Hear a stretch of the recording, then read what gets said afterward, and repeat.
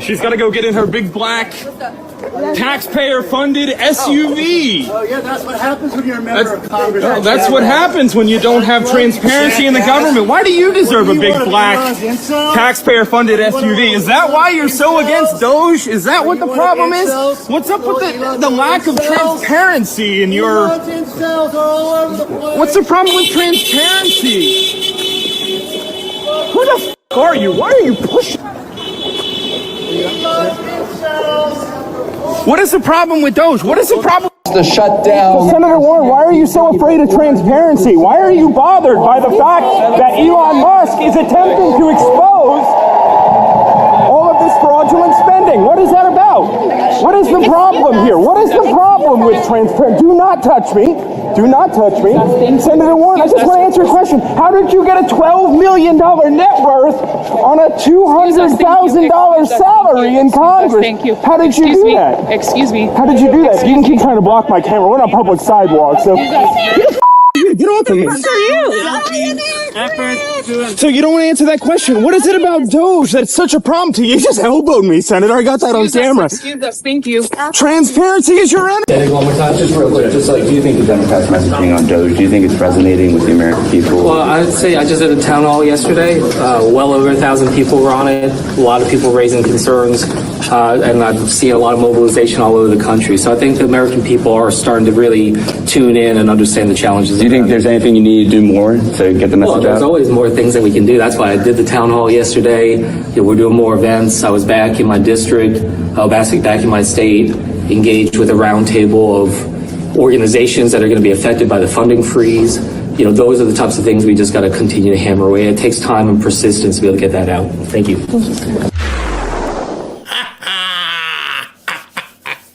I love it, love it, love it, love it, love it. You know what's funny? I showed you the Elizabeth Warren part yesterday, but then I found that one with, I forget the Asian representative, I forget his name, and then I found the one with Maxine Waters. And I just have a question for Democrats. If there's any trolls in here, any libs in here that want to, help us understand things from your side, how in the hell are you doing choreographed speeches with, signs that you get pre-printed where everybody claps for everything you say, and you're calling for fights in the street? We got to take to the street. Except when you take to the street, you run. You see, those are the Democrats in reality. The Democrats you see on television, and the Democrats that you see, talking about we're going to fight, and we're going to take it to the street, and we're going to, let everybody... No, you don't. No, you don't. You run to your limos. You can't answer questions. You work for us. We pay you, and you're running from your employers. Yet you're trying to tell your orcs, well, we're going to take you to the streets. You see, because they're idiots. They just know one thing. Let's burn some. Well, they only know one thing: if the check clears. What happens with you taking it to the street when you can't pay anybody? It's kind of making a big difference, won't it? We're going to see what really happens, because they're trying, as you heard the pastor yesterday, they're trying to do everything to motivate people to get into the streets. They want it so bad, so bad. Oh my God, we need riots. We need them. It's funny, we're not seeing any. The Asian senator, or congressman, he was talking, he's like, I went home and talked to a group of 1,000 people. Liar. You didn't do that. You haven't spoken to 1,000 people except the ones you pay to stand in a crowd. Nobody wants to hear what you people are saying. You are losing the arguments. I'm going to give one message, and it's going to be a resounding message to trolls, libnuts, Democrats, transformers, green hairs, and all of you on the left side in Congress. It is 1:10 p.m. on February the 11th. You still have time to change your ways. You still have time for history not to show that you're a corrupt criminal. You still have time to let Americans understand that you do indeed represent America. You still have time. that time is ticking.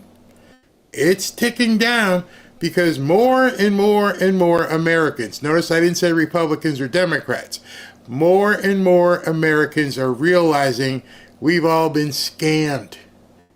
More and more Americans are realizing you people are crooks. If you're not standing up for corrupt, fraudulent spending to be exposed, then more than likely you are part of it. It's like watching somebody set fire to a house and then not telling the police you saw the crime happen. And talking about, oh, it's nice flowers around the burned out shell of the house. And I can't believe it. Somebody would burn the house down, but those flowers are so nice. We're on to you. And every single day, the messaging that's coming out of the Trump administration is dwarfing the messaging that you're able to put out because you're not putting out any. We're watching. We're talking about it. It's spreading. You can't stop the fire at this point, metaphorically speaking. You may try to add to it by telling your orcs to go out there and burn something, but you're seeing your reaction. You've been crying. You've been screaming, you've been pleading, you've had pastors in church telling people to go get violent. And it ain't happening. Because the people that you have, incentivized to do the things that you wanted them to do, you're now realizing the only reason they were doing it was because they were getting paid.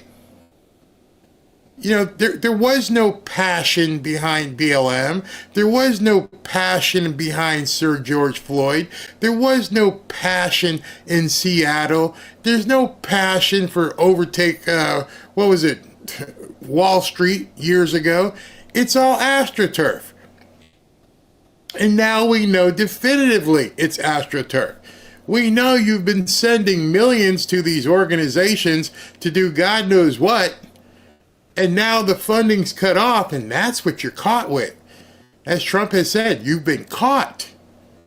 You haven't been tried and convicted yet. So maybe might be a good time for you to say, mea culpa, I was wrong. Because the first couple of you that come forward might have a chance. Just like any good television show with the cops who've gone after RICO cases, who have basically tried to try the mobsters. The first couple songbirds that show up usually get the decent deal. They're the ones who can go to the country club fed. They're the ones who, can get relocated and go into the witness protection program. Those are the ones who can live some sort of a life after everything happens. The rest of you, you're in deep trouble. It's not an if at this point. It's just a matter of when. The knock on your door is coming. And I hope to God that knock on the door is coming from, law enforcement. But it's definitely coming in the form of people voting for you. You don't have a chance. None.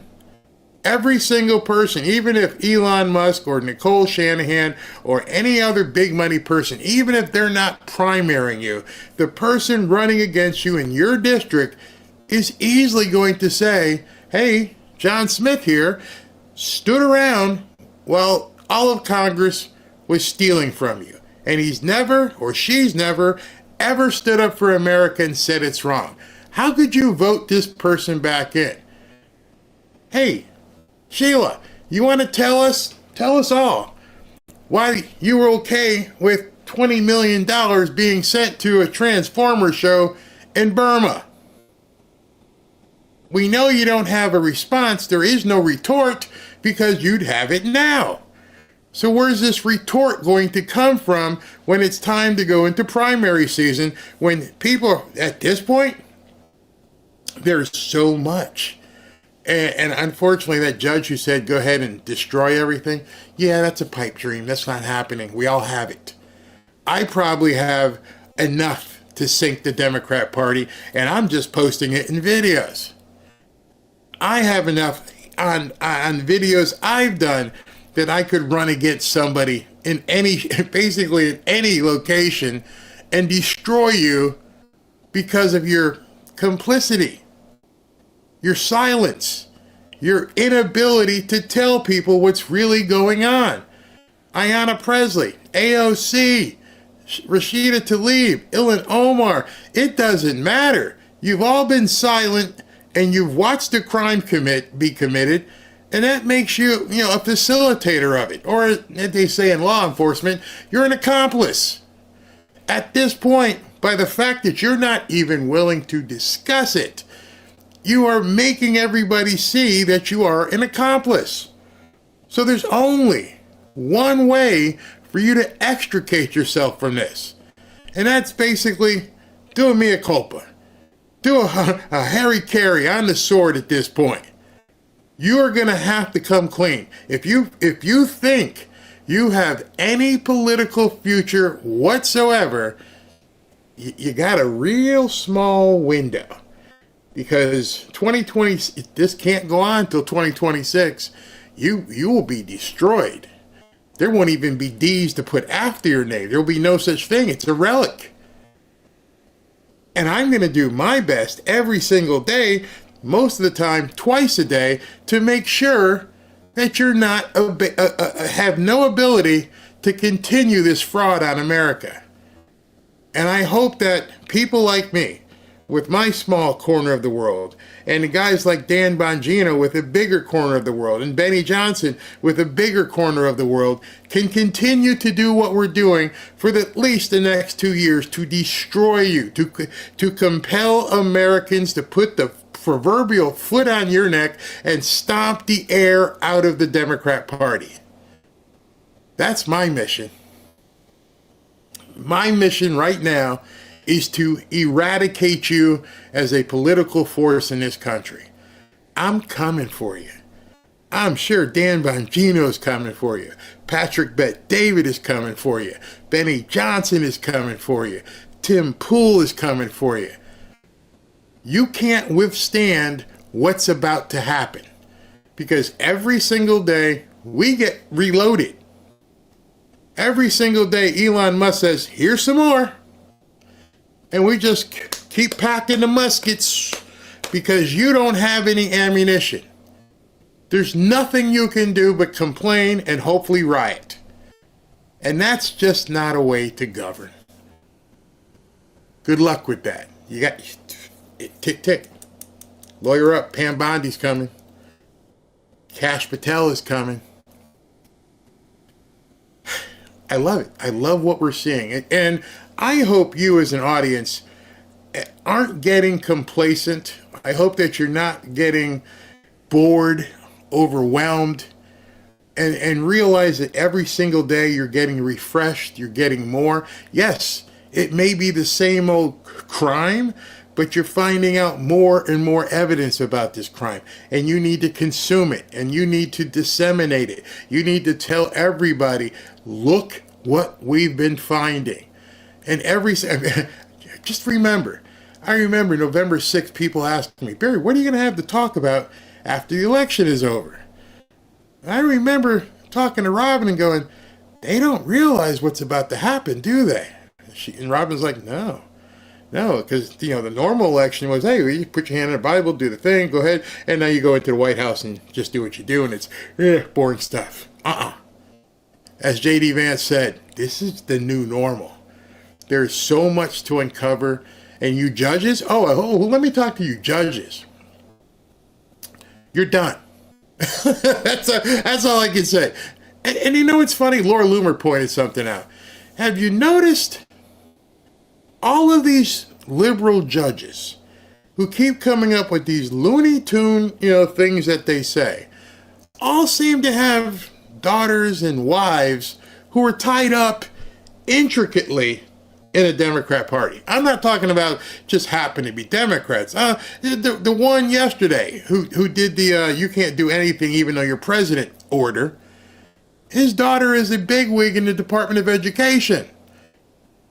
I think that's a slight conflict of interest. You're all done. There's nothing you can do at this point.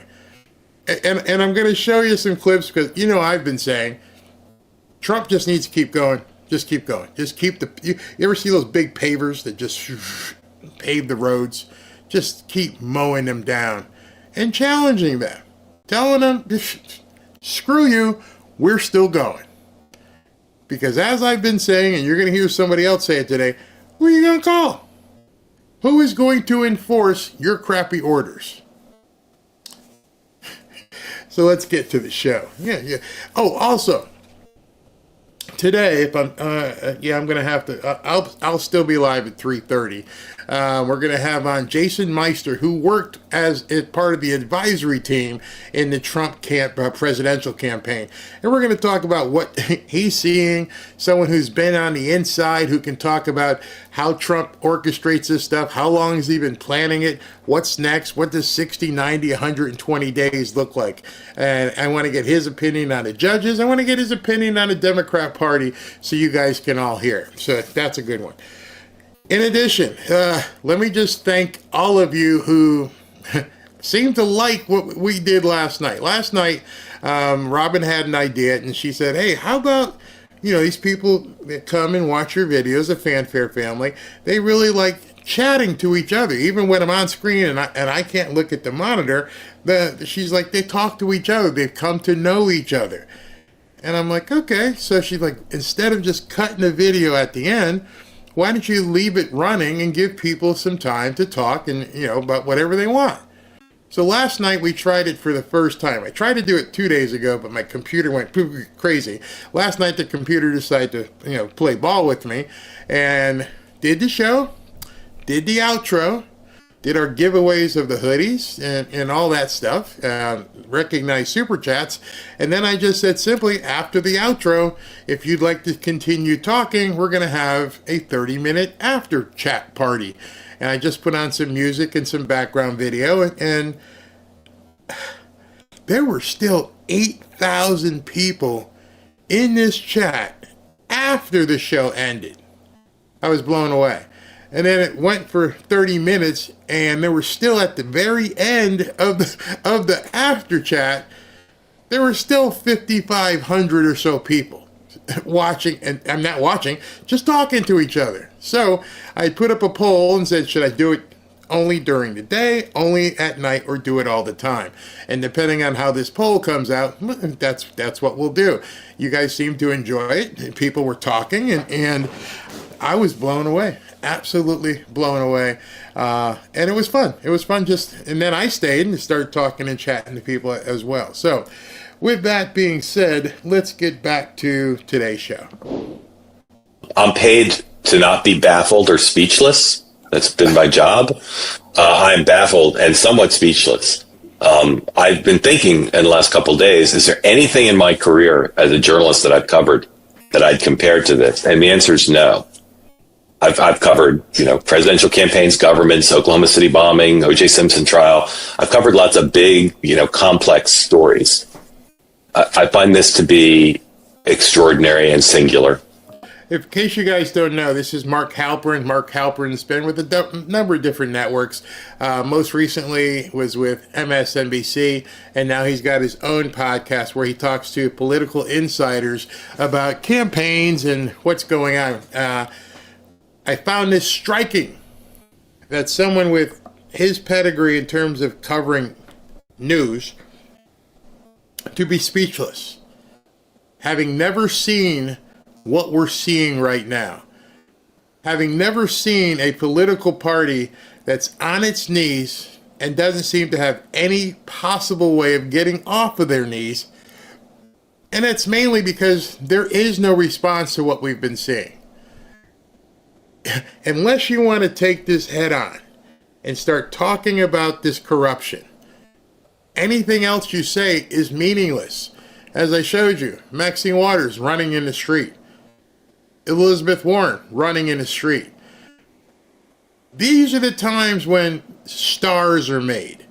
These are the times when if you had any political future, should stand up. I mean, I hate giving these people advice, but this is what winners do. Winners take on adversity and force their way through it. There is nobody in the Democrat Party, not a single person, no one who is capable, wants to, or is allowed to take on this adversity. No one. And so you get guys like Mark Halperin, who now, even though he was he may still be a Democrat, not so much a lefty, who's watching all this transpire and go, this is crazy. Do they really have no response? No, they don't have anything. I think that we're covering and talking about a very small percentage of what's actually happening. And I think for the reasons I've discussed at length in my writing and on Two-Way, this is a unique presidency for so many reasons. And we're seeing the manifestation of that now. It's in some ways like a first-term presidency. He's coming in, starting this term with much more energy, momentum, newness, and arrested staff. That's not like a second-term president. Right. You think about the first weeks of the second term of Clinton, Bush, and Obama. It's nothing like this for obvious reasons. But it's also is a second term presidency in the sense that he's experienced. He knows more about how to do the job and what he wants. And he also had 4 years off when he wasn't sitting in courtrooms or being shot at. He had a lot of time to think about how he wanted to do this job and how to enact a revolution.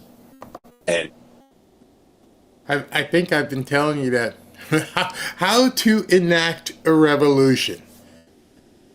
You see, the Democrats never, ever, ever conceived.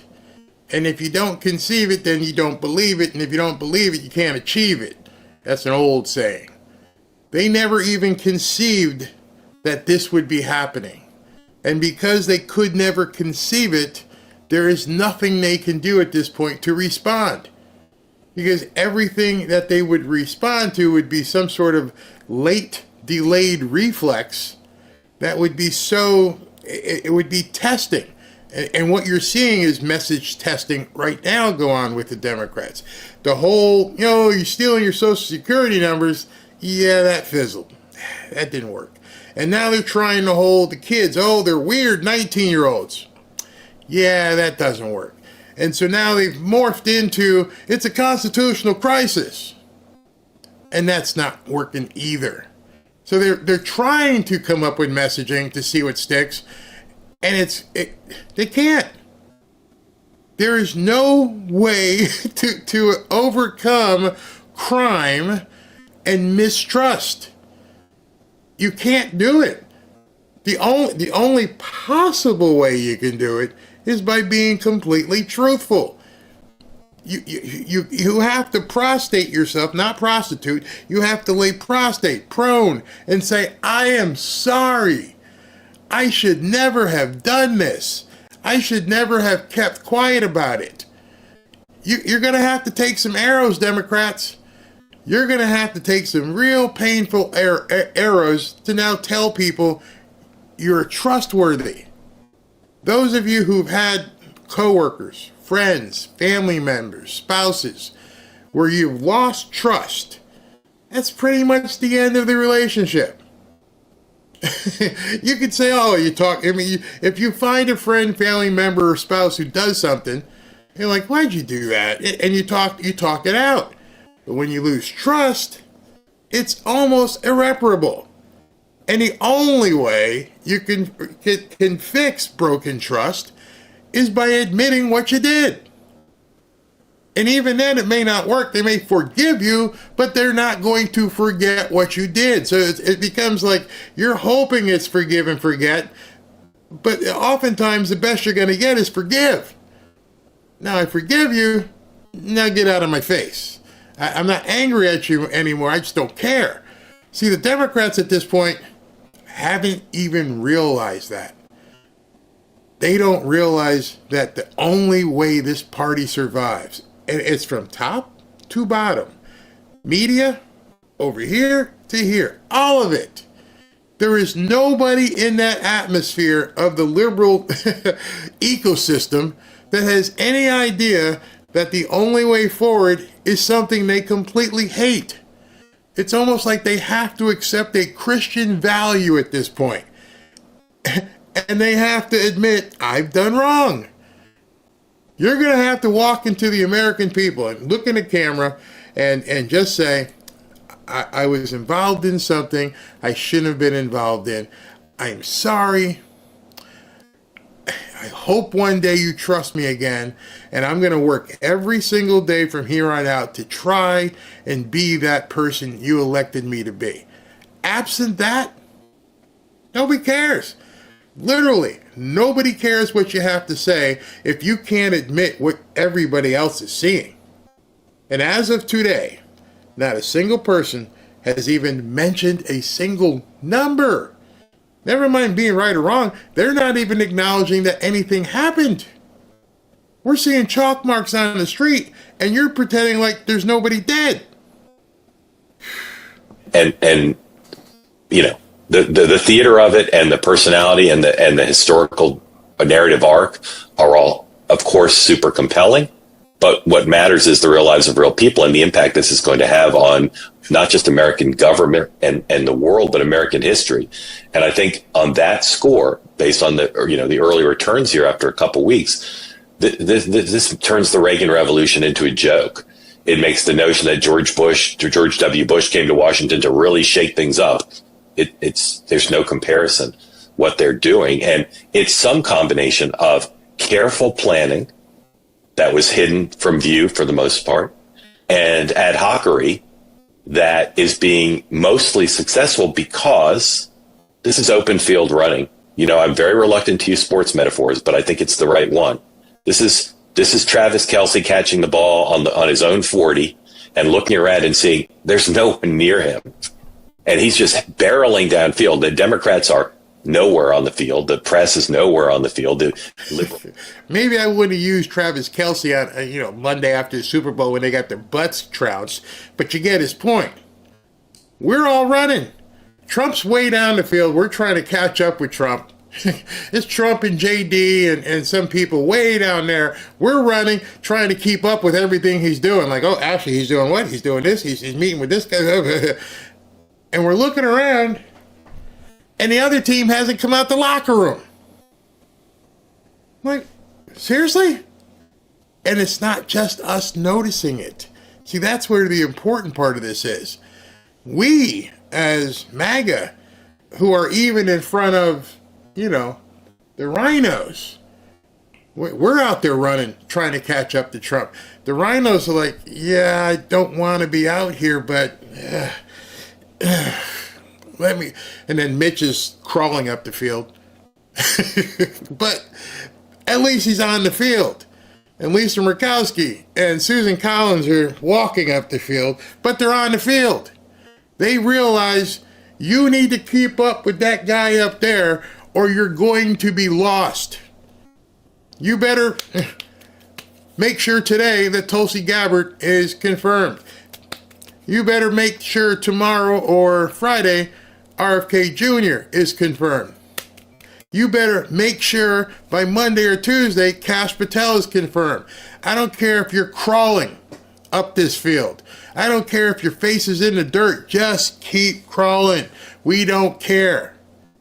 Meanwhile, the Democrats, as I said, they're still in the locker room. They're still trying to figure out, get the coach to give them some sort of game pitch. What are we going to do today? What's your big, what's your speech? How do we get out of the locker room?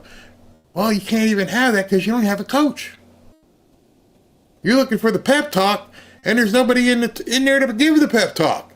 You're all just sitting there. So you're making up stuff and lying. So this is what Mark is saying. It's only been 3 weeks, and at this point, I don't know how they move forward. Interest groups are nowhere on the field, and the reasons for their being so ill prepared, I think, will be studied eventually. But the reality of it now is I've never seen anything like not just the activity, but the inability of his opponents to forget stopping him. They're barely, with a few exceptions, even slowing him down. You're a Democrat, like the other three guys on his panel were. By the way, never get caught on film blowing your nose. No, hit the button, do whatever you do. It's not a good look. Anyway, slow him down. You can't stop him. You're hoping to slow him down, and you can't. That's another sports analogy. You can't stop Kobe. You can only try to contain him. That's another sports analogy that's used when somebody's just red pistol hot. You can't stop him. If Michael Jordan's out there and he's hitting, you can't stop him. You just want to try and contain him. Maybe he'll only hit 40 on you tonight. But you ain't going to stop him from scoring. Just try to keep him from getting 50. That's what's happening right now. And I have the reason, I believe, why they can't even slow him down. And that reason is they didn't think he'd even be here. They thought he'd either be in jail, he'd get beat by the fake votes, or he'd be dead.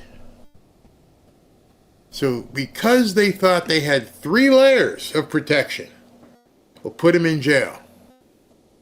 We'll make sure that the votes are in place so he can't win, or he'll be dead. And they missed their trifecta badly. And they got lazy because they didn't have any backup plan. Kamala? Yeah, okay. That's why they're in the situation they are. They didn't think. So imagine that. The word must have went out. Somehow we got him. We got all our ducks in a row. He's not going to be able to get through all of this. He might wiggle his way out of the lawsuit. He might wiggle his way out of the defamation. Criminal, 3-time, 34-time felon. What was the other one? Racist, Hitlerian, rapist. None of it worked. Okay, what's next? Now we'll just call them all weird. Weird. No, that's not working. All right, let's make sure we bring in a gazillion newcomers, and we'll make sure they all can vote. And I don't know what he's talking about with this make this too big to rig thing. And he made it too big to rig. We could see the data. So we got we got to hit this last 3-pointer. And what's that? Got to take him out. Oh, that didn't work either. And by that not working, it actually galvanized him. See, they didn't count on that. If you remember back to July 14th and July 15th, what started happening? Because after that fight picture and people all over, it was bad enough with the mugshot. The mugshot, people like, that's my boy right there. You had people in the hood wearing the mugshot. And you saw the black vote start to go this way. Started to go up and up. And then he started, he said it again. What do y'all got to lose? And then you turn him into a folk hero by taking a shot at him and having him go fight. And that's it. That's a man. That's a leader. That's some tiger blood right there. I want to get behind him. And all of a sudden, his number shot up. And they couldn't recover. So that was July. By the time November came around, actually July 27th was shortly thereafter, when they, the whole, was a debate, and then Kamala falling apart, and then everything else, and it was over. But still, we're in February. You still had months to put some sort of plan together when all your other plans failed. And they couldn't come up with anything. And so what makes you think at this point, given the people you see on television, given the people you see in the Democrat Party, who've done nothing but rely on the same old stuff, what makes you think they're going to come up with anything to stop him moving forward? Because here, this is the Hail Mary that they're doing right now. Means there's nothing left in our playbook. We got nothing. We can't even get people in the street to riot because they're loving what he's doing. So the only Hail Mary we have, we're going to throw right now. And we have to use our Hail Mary 3 weeks in. 3 weeks in, we're already to the point where we're using our last ditch effort. And we're going to have every judge we know do some stupid stuff. And it's backfiring. So what do you got next? You can't, so far, you haven't been able to incentivize any violence. And these everybody's saying, what? You're actually on the side of fighting for corruption? You see, this is where it gets really dangerous. They keep saying, oh, it's dangerous, constitutional crisis. Most people ain't paying attention to the constitutional crisis. They want to know, why did you send $100 gazillion to all these different places? And then you're taking my money. And why do you have 30, 40 million? More and more and more and more keeps coming out, and they can't answer those questions to their own voters. You told me I had to eat food stamps, and you got 30, 40 million dollars. I don't get it. I don't get it at all. Let's take a couple comments. And the roaches are showing themselves. Yes, yeah, exactly. These judges are going to start committing suicide. There's no Hail Mary. They lost, and now they're suing everybody on the other team for even playing. You're right. What's next for the Democrats? They become predictable, and that's one of the worst things for them. Is we've seen enough over the years to know what your game plan is. Insult, insult, insult. You and me and President Trump. That didn't work. At least now we're immune. We've taken the shot of insult. So nothing else. You call us deplorables. You call us all kinds of names. We're idiots, morons. We should go to concentration camps. We should be re-educated. We should be deprogrammed. There's nothing else you can call us. At this point, even if there are some racist MAGA people, you might as well put on a swastika and walk down the street. It doesn't matter. We don't care. Now, I would care if I saw somebody walking around with a swastika, but you get my point. At this point, we're impervious. There is nothing a Democrat can say to me. Not a single friggin' insult that would matter. There used to be, I don't know, maybe a year ago where people like, don't call me racist. Oh no, I'm not racist. Oh, I'm not homophobic. Oh, please don't call. Now people are like, I don't care. You say whatever you want. I don't care. Imagine that. When every weapon that you use to demean people, they're at a point right now where they're like, I don't care. It's like they read the Bible again and said, no weapon formed against me shall prosper. I'm sorry, you lost. Boom, it's just bouncing off. We're moving forward. We're following Trump down the field. And all you're trying to do is throw rocks from the stands. Yeah, I love that they thought I was an idiot. Yeah, Jackie, they love that they thought I was an idiot. Exactly. Let's see here. Until this government doesn't arrest and imprison politicians, criminals, and the people who help them, never going to stop. I completely agree with you. That's what I'm going to ask when I speak to Mr. Meister. I'm going to ask him that. Hey, listen, do you think we're going to get to a point where people start seeing people perp walked? Because until you get to that point, none of this stuff matters. It's all talk. We see the evidence. It's overwhelming. At this point, we want to see people perp walked. Having just watched the Super Bowl, the part I can say that we're getting to is we need to see the award of the trophies. Bring out those trophies. You know, if you're a hunter, you hang the head of the beast on your wall. If you're a fisherwoman or fisherman like Robin, you get the big sailfish and you put it on the wall. I need to start seeing some heads on the wall. None of us are going to be satisfied until we can start getting our body count up. And I don't mean the kind of body count these OnlyFans chicks are talking about. I'm talking about politician body counts.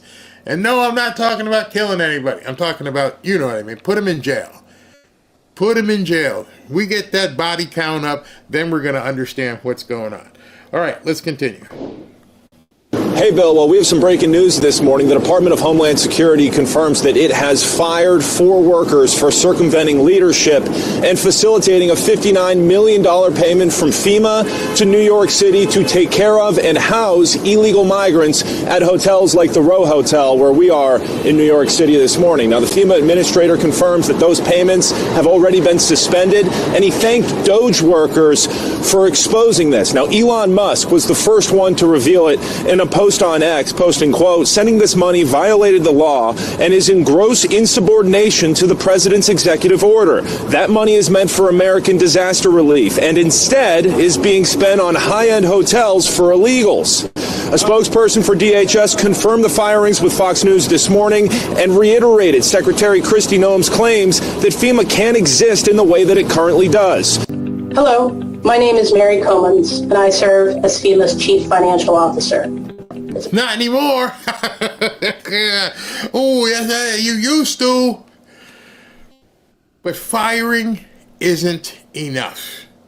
We need, at this point, as I mentioned, we need the heads on the wall. We need trophies. We need to see these people go down and go down hard. Otherwise, it's no mercy. Where did Trump just say this? Okay, so when was this put out? This was put out this morning at 10:25. He's talking about FEMA, and let me show this to you. FEMA spent tens of millions of dollars in Democrat areas disobeying orders, but left the people of North Carolina high and dry. It is now under review and investigation. The Biden-run FEMA has been a disaster. FEMA should be terminated. It has been slow and totally ineffective. Individual states should handle storms, etc. as they come. Big savings, far more efficient.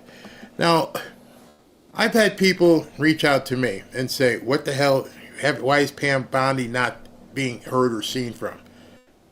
You don't want Pam Bondi to be heard or seen from. You see, when Pam Bondi is being heard and seen from, that usually means somebody's getting taken away. I would almost bet at this point that Pam Bondi is knee-deep in paperwork with all kinds of investigators going through different things and seeing who's going to get the handcuffs first. Her only job is to make sure that America is secure and safe. And that means financially safe as well. So she's not sitting there doing victory laps and having, cocktail parties with people in the Department of Justice. She is obviously working tediously in the background to effect all of this that Trump wants to see taken out. Interesting. There's talk now about the war in Russia. Did I not show you guys? Yeah. Okay, there it is. I'm sending Secretary of Treasury Scott Bessent to Ukraine to meet President Zelensky. This war must and will end soon. Big word. Capital letters. Too much death and destruction. The U.S. has spent billions of dollars globally with little to show. When America is strong, the world is at peace. So Secretary of Treasury, the guy the judge said, can't do anything. He's going to Ukraine to meet with Zelensky. Why do you think that's happening? Why is the Treasury Secretary going to meet with Zelensky? Well, if I were to guess, hearing what Trump has said in the last 24 to 40 hours. Did I not show the one about FEMA? I'm sorry. Did I? Maybe I did. Okay, here. FEMA spent tens of millions of dollars in Democrat areas disobeying orders, but left the people of North Carolina high and dry. It's now under review and investigation. The Biden-run FEMA has been a disaster. FEMA should be terminated. It has been slow and totally ineffective. Individual states should handle storms as they come. Big savings, far more efficient. Individual states, give them the budgets. Exactly. So back to Ukraine. 24, 48 hours, Trump has been saying things about Ukraine and Zelensky. And Zelensky has been telegraphing his desire to see certain things happen. So let me bring you up to speed. A couple days ago, Trump's like, you're going to pay me back. We want our money back. Obviously, Zelensky has probably spent it, or it's been dissipated through fraud. So who best to go talk about the money situation than the Secretary of the Treasury? Scott Bessent is going to see Zelensky. Trump's like, I don't even want to talk about it until you show me where the money is. Show me the money. Simple Jerry Maguire type thing. Show me the money. And Scott Bessent's going over there, in my estimation, to find out where the money is, find out where the money went, and find out who in America got some of that money. I wouldn't be surprised on the private jet for Scott Bessent if there's a couple of these Doge people. Some of these Doge people who can start doing some things. Let me get access to your treasury. Oh yeah, Scott Bessent ain't going over there alone. There are some people on that plane who are ready to do some forensics and do some deep diving into your part in this big scheme. See, we already know because we've traced the money going over here. Now we need to trace the money from your system to see where it went. I have no doubt that is what's happening. No doubt. They're going to start forensics over there. Remember, I said it a couple of days ago. Don't get caught up in the stuff that they're showing you in terms of worry about, is it over? There's a lot more to come. The Democrats need to be worried about what hasn't been made public yet. That's where there's more fire under that smoke. And so if you have the people who can dig and you get the access permission, see, there's no judge in the country that can tell Donald Trump that you can't go digging through Ukraine's numbers. You see, Democrats may have messed up more than they even realize. Because now the Secretary of Treasury is flying over to Ukraine, meeting with Zelensky, and I guarantee you he's getting access to his financial system. You want to stop from being eliminated from the face of the earth? You want me to help you deal with Putin? We want to know where the money went. And when they open up that cookie jar, ooh.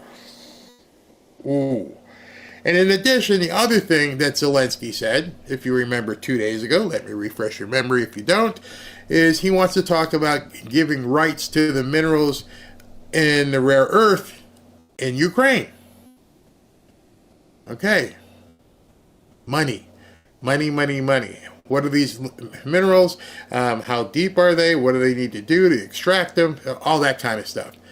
But before we start talking about peace, I need to see the books. I need to see what happened. This may be something that may encompass some Republicans as well. Because I know, I mean, I don't know if you guys have been following the Data Republican. The Data Republican is that woman, I'm calling her a woman. I don't know if she's a woman, but she's the person, let's just say that, who at this point has been showing people through her digging of systems where the money has gone. And she posted something, let me see if I can find it here. And when she posted it, a couple different things here.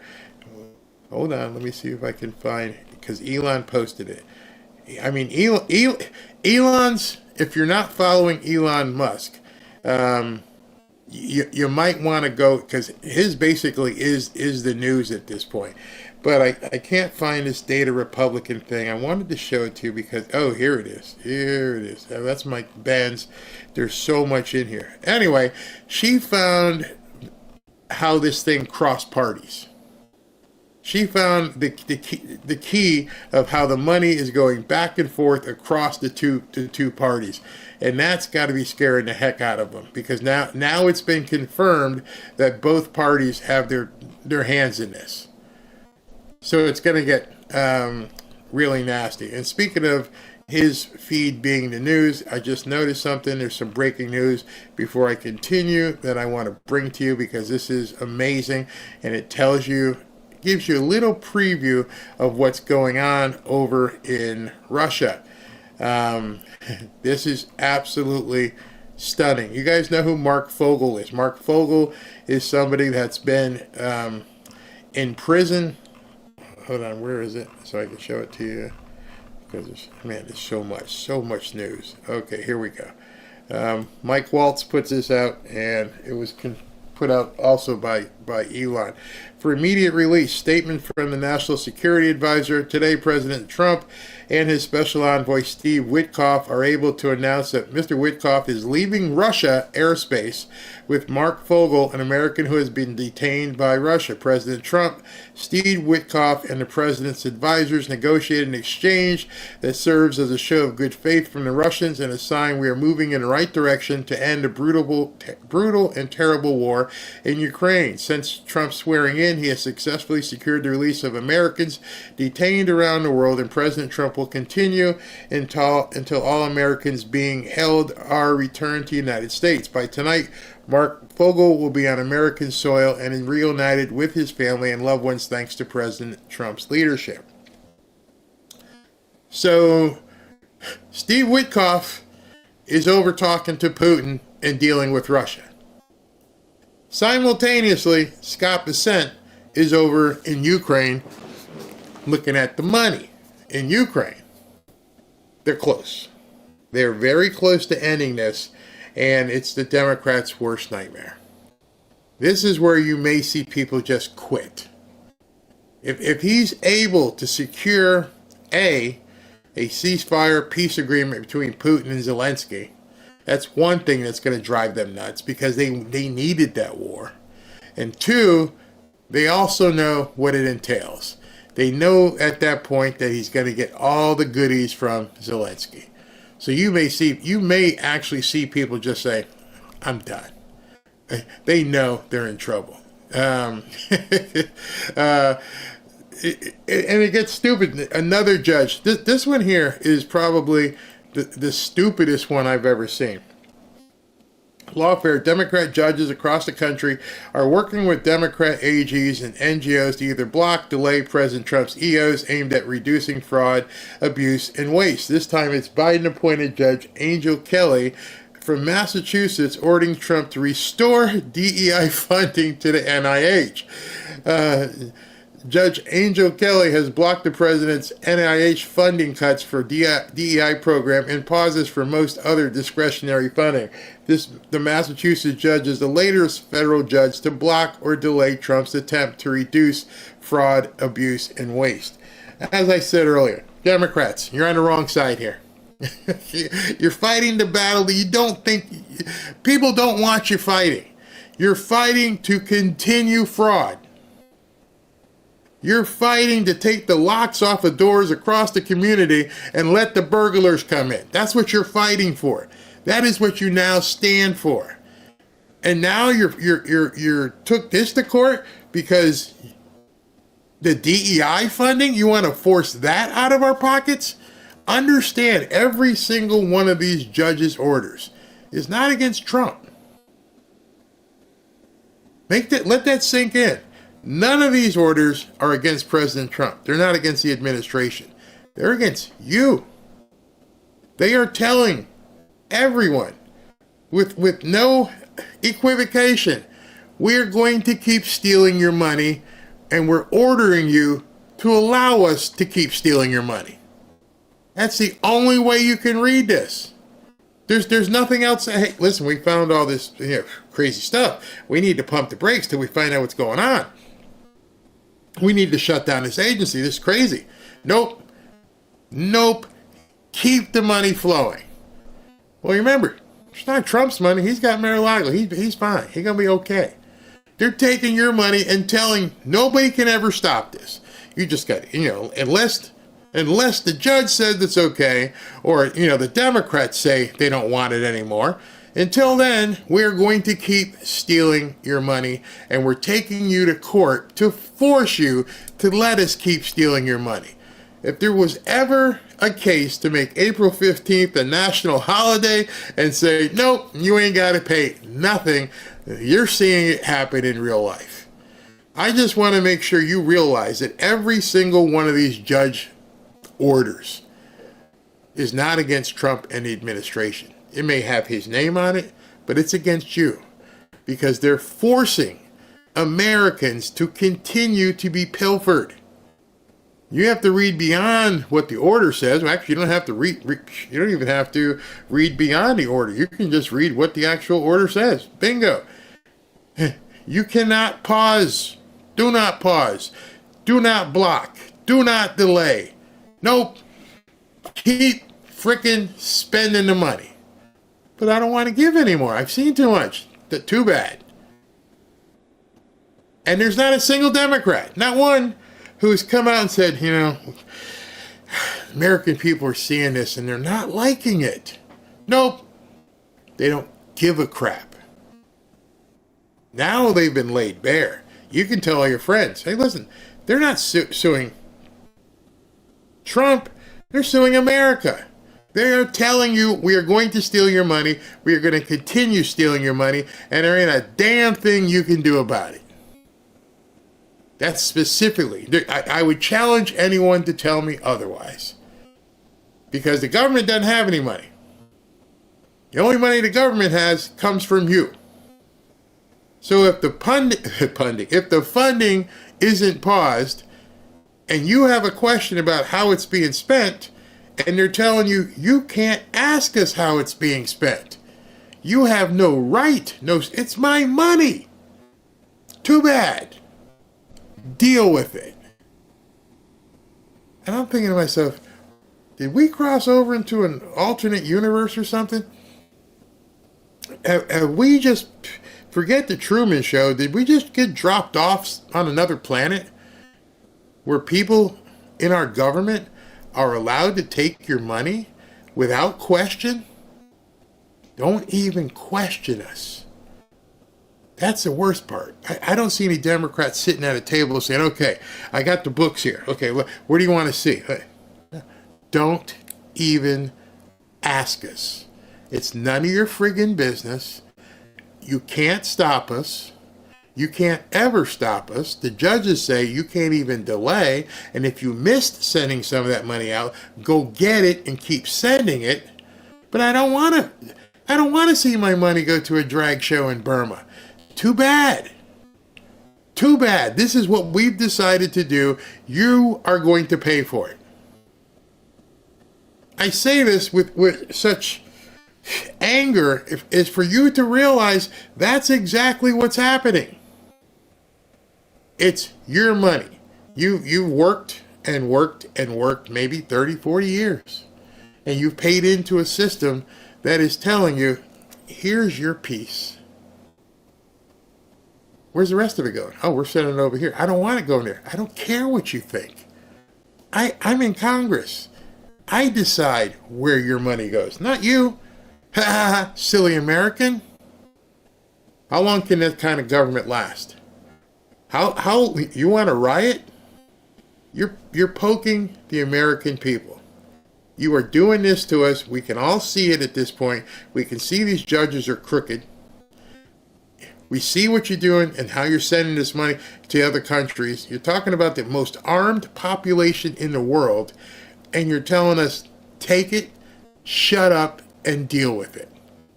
How long before people stop taking and dealing with it?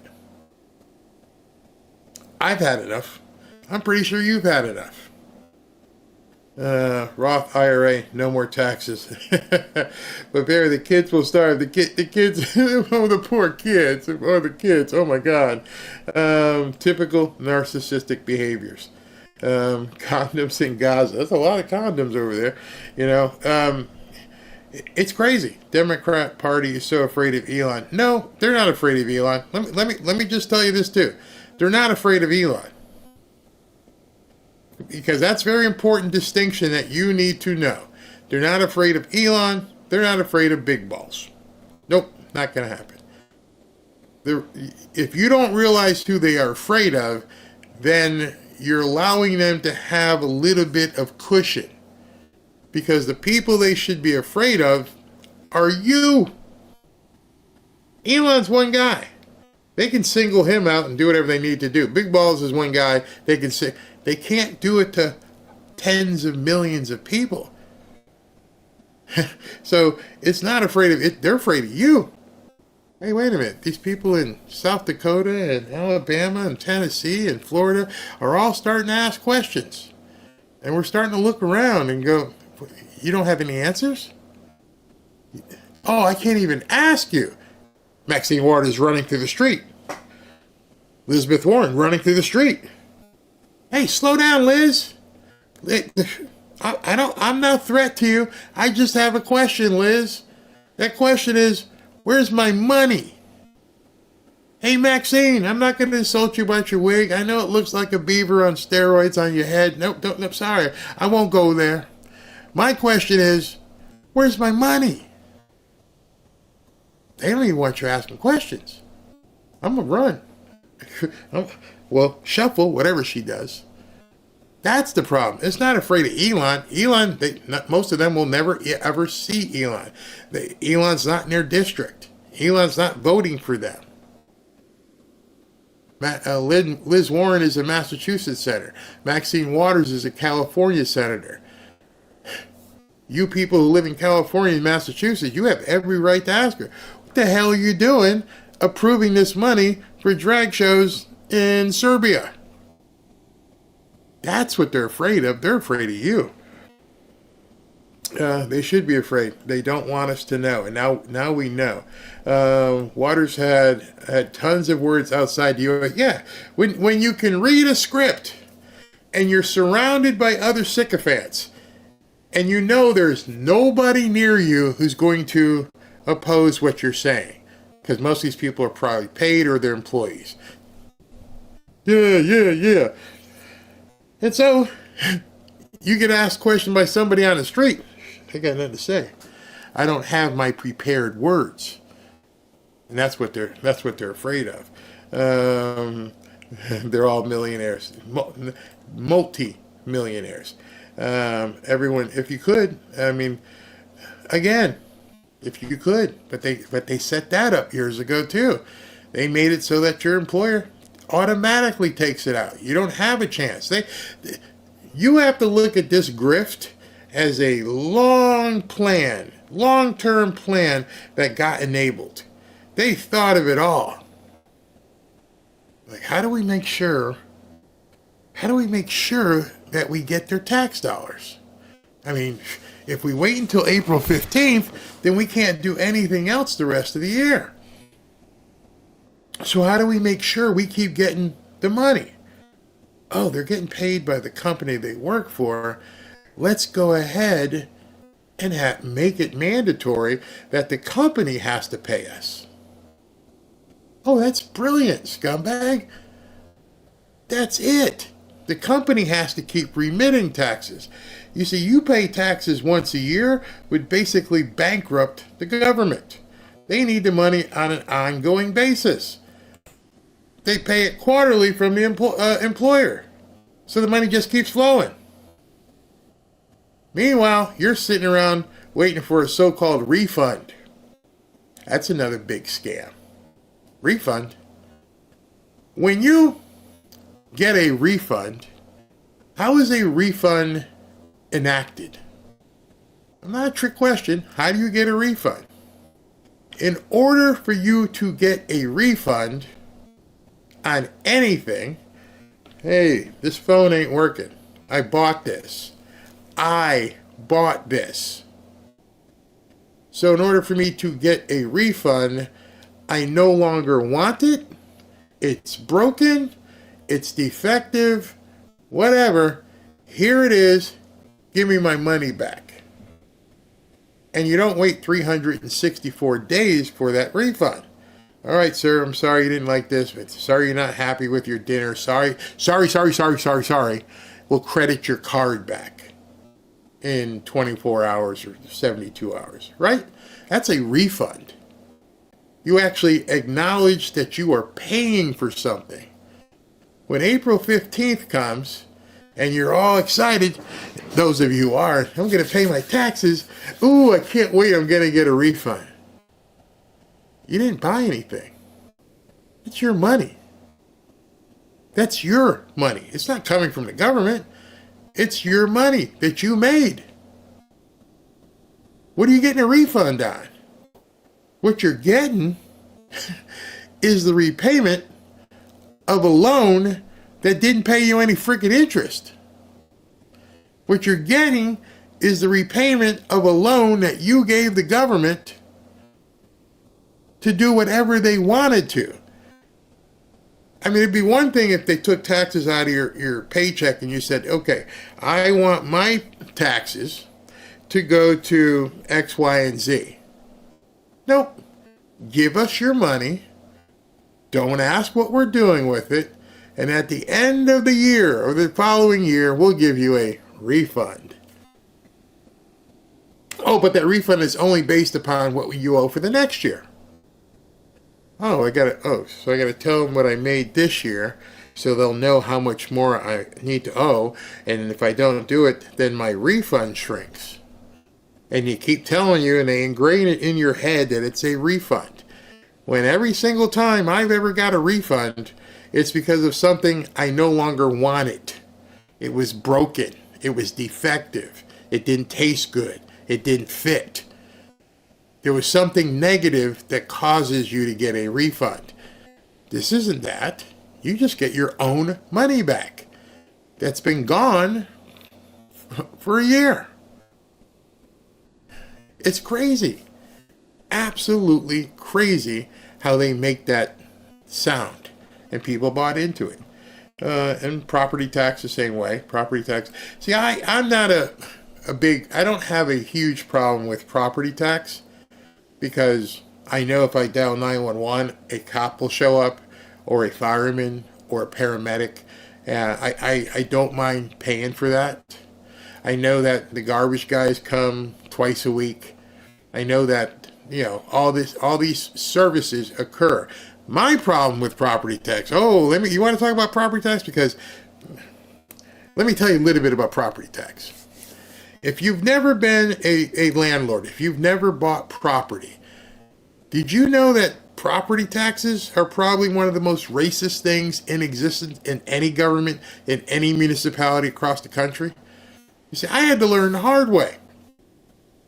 We started buying property all around Fort Lauderdale, had tons of units. Same police, same fire, same garbage company, same sewer system, same water system. Fort Lauderdale's a big city. And then one day, my bookkeeper came to me and she said, "Did you ever notice something about property taxes?" I went, "No. Look at the property tax you pay on your house." Okay. Yeah, I see it. Here's a property tax on one of your other properties. What do you mean? What? It's the same water. It's the same fire department. It's the same police. It's the same sewer system. It's the same garbage guys. Why is my property tax like 10 times what I'm paying for this rental property? Oh, that's because you live in a nicer area than this one, and so you got to pay more. So if I lived in the rental property, my property taxes would be less. So if I lived in a hood, I'm okay. But if you live over here, you're going to pay more. Why? You got it. The only answer. That is a tax that taxes success. If you want to have property tax correct, if it costs $5 million a year for a city to deliver water, and you did it on consumption based on how many gallons you do, then everybody pays the same thing. Why are certain people in certain areas paying more in their property tax simply because of their zip code and address? It's theft. It is pure theft. I know. It's exactly. It's property value. Why our property taxes based on property value instead of the services, because they'll tell you the first answer you get from a politician is you have to pay property taxes because of the services we represent. They never say to you, oh, you pay property taxes because we need more from you than the other people. Why not just take the budget of what it costs to pave the roads, provide the police, provide this, provide that, divided by every residence in the city, and go, here's your bill. Period. Again, it is what it is. They steal. Insurance companies do the same thing, even on auto insurance. Depends on where you live. Yep, exactly. Yes, you are completely right. I had a truck that I gave to my grandson, and I know what I paid for insurance here in South Florida versus what they're paying for it in North Carolina. I'm like, okay, yeah, government uses your money and invests it, and the overpayment is given back to you. Exactly. Incomes are higher. What was that say? Incomes are higher. Somebody said something about income. Okay. Can't find it. Look at your property tax bill in NASTA. Exactly. All right. So, didn't mean to go off script there per se, but things like that bother me. So anyway, Trump sending Scott Bessent over to Ukraine to negotiate and look at something, and he's on his way back with a Mark Fogel, so he's coming back from Russia, and a prisoner swap, which means they've been talking obviously to Putin, and I'm sure it didn't just stop there. I'm sure it was more than just talking about the prisoner release. And what they negotiated, we shall see what was negotiated. It's funny. Elon Musk changed his handle. Just want to show you this. It's funny. His handle is Hairy Balls. Hairy Balls. The guy's trolling the Democrats so badly. So badly. All right, so anyway, this woman who was with FEMA, is now gone from FEMA, and we'd love to see her see the other side of a jail cell. Pleasure to welcome you to the CFO organization. FEMA's mission is helping people before, during, and after disasters. And I'm excited that you've joined the team and are considering how to further enhance your skills and support the agency and the citizens we serve. Here in the CFO organization, we have 3 strategic priorities. Build an empowered, experienced, and engaged workforce, promote organizational alignment and collaboration, and mature the business processes across the agency. Our job is to ensure the best use of the resources entrusted to us, and every one of you has an important part in that job. I want to emphasize the importance of our mission and the part you play in it. We support our employees' growth and encourage our team to further enhance their skills. Whether it's joining the team in the National Response Coordination Center or being part of the best disaster cadre, our financial management cadre. Your subject matter expertise can be put to good use. At FEMA, every employee is an emergency manager. This allows we all had masks on. Our agency to be expeditionary. It affords our employees opportunities for personal and professional growth, as well as ensures that FEMA is ready to respond when the nation calls on us to deliver our mission. Simply put, we have to be prepared to deploy and support FEMA's mission, regardless of our role or our title. So be ready. So that was the woman who was in charge of FEMA's money. And she defied an actual order from the president. Do not send out any more money. I don't care. Here's $59 million of your money. So this morning, she and 3 other people have been fired. They no longer work for FEMA. Just goes to show you the Democrats can defy whatever they want with impunity, they think. They think. I gotta believe there's gonna be a knock at the door. I hope so. But she's out of a job. But you know what's gonna happen next. She's gonna sue. I mean, there's no doubt. She's gonna sue because she got fired. Because, Democrats and government employees, no, you never get to leave your job. Edward, that fired intern, is now older and wiser. He's now 19 years old. And he now works for the president's top campaign donor. And in that capacity, 19-year-old Edward is now a, quote, senior advisor at the U.S. State Department, where he now has been given access to all of the IT and data management functions for the country's entire diplomatic operation in every country on earth.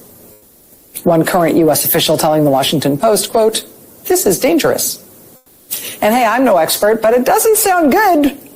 Kind of does sound like a national security concern to have a 19-year-old who already in his young life has a history of leaking sensitive information, and then to give that 19-year-old access to all centralized data at the U.S. State Department. I don't know. It just seems off. You're right. You don't know. I mean, you could have just stopped there. I don't know. I mean, 19-year-olds can go over and work tanks. 19-year-olds can, go over and shoot people in the military, because you're insulting people because of their age. You didn't even discuss his skill. You don't even want to address the kind of programming and coding he can do. That's not important. They try to reduce people to their insanity. That's who they're talking about. And the reason I show you this, as I show most of this stuff, is to underscore the fact that the Democrats don't have any messaging. Throughout this video here, as she's talking, she doesn't even mention what Big Balls found. So her audience is seeing this, and they're going, so Big Balls is now back with the State Department. Yeah, he's working in the computer systems. But Rachel, what did he find? Because now her audience knows. You can't ignore what's going on. The audience absolutely knows. And it's almost a comedy at this point, because everybody but her is sitting there going, yeah, but we've seen what this kid has done. But you're not talking about that. You're laughing at him because he's 19. You know what's funny? The fact that a 19-year-old could help expose the entirety of the Democrat Party. That's funny. That's funny that this young kid is so good at writing algorithms and code that he is helping bring down the entirety of the Democrat Party that's populated with old-ass people. That's funny. That the Democrat Party and the DNC, with the multi-gazillion dollars and everything that they've done to try and put this labyrinth together, is being taken down by a 19-year-old kid. So I would be careful, Rachel, because what you're saying is, in essence, that this 19-year-old kid is going to help be responsible for the destruction of the media and the Democrat Party, because you people have been lying for decades. Man, that's one proficient 19-year-old kid, I'd say. It really is just the latest in a string of national security news coming out of this White House that could really curl your hair. Elon Musk's JV team also has access to the payment system at the Treasury Department that not only controls all things the U.S. government pays for, those things include, for example, details of secret payments made to foreign assets run by U.S. intelligence, payments to U.S. businesses abroad who have secret contracts with our intelligence services like the CIA. Speaking of... She touched on what he has access to. And as she touched on what he has access to, she didn't even bother to expose what he found. He has access to this. He has access to that. Hold on, look. CIA. He has a whole bunch of information. U.S. intelligence, the payment system, it's a roadmap. Yeah, those secrets, we now know. You've been stealing from us. Doesn't want to talk about that. Doesn't even want to bring it up. Hey, their entire workforce has been told to resign. They've all been sent that resign or else email.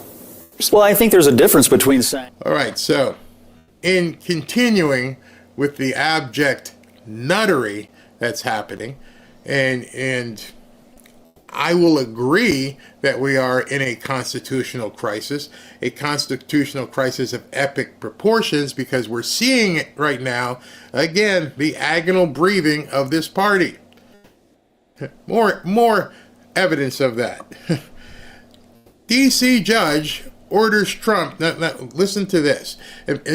Hold on. Before I read you this, just imagine you own a business and one of your employees put up a website you don't want to use anymore. That employee did something you don't want to do, so you said, take it down. It's my business. Well, DC judge orders Trump to restore the web pages related to transformer operations and gender ideology on the HHS, CDC, and FDA websites. Presumably, new presidents are not allowed to delete web pages. This guy. U.S. District Judge John Bates ordered Trump administration to restore the web pages related to transformer operations. The Washington, D.C. judge concluded that people in need of so-called gender-affirming care could die if the web pages were not restored. I don't even know what to say anymore. At this point, load up. I mean, you're in the revolution. You just don't realize it maybe yet. The revolution and civil war are all mixed up together. These people have decided. They have decided they are going to take you on. You elected this president. You said, I want to have MAGA. We won overwhelmingly. And these judges are now deciding that your opinion ain't worth squat. I am demanding that the president doesn't even have the authority to delete a frickin' web page. They are trying to clip the balls of President Trump in public and let him know you can't do anything about it. So either this stuff gets ignored, or the Supreme Court steps in, or we lose our country. There's only three options at this point. There's no going back. At this point, Trump has to just give, as Dan Bongino says, the double-barreled middle finger salute to these people and say, good luck. We're done. We're done playing these stupid games with these stupid judges. I mean, just think about it. Look at this dude. And there are people like Laura Loomer who I'm sure are right now digging into this dude's background. And you're telling me the President of the United States, forget wars, the President of the United States does not have the power to take down a flipping website. And notice, these websites are for HHS, CDC, and FDA. So what you're saying is when Robert F. Kennedy Jr. gets confirmed, it's a ceremonial job. Because they're not going to allow him to take it down either. A judge is saying that a transformer website cannot be taken down.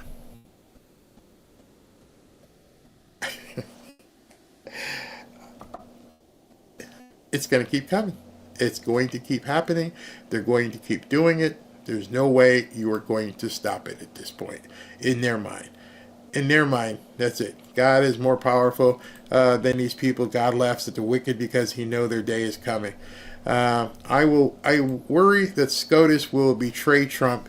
Amy Comey Barrett makes me nervous. That's ludicrous. It's like there isn't any authority. No, you can do nothing.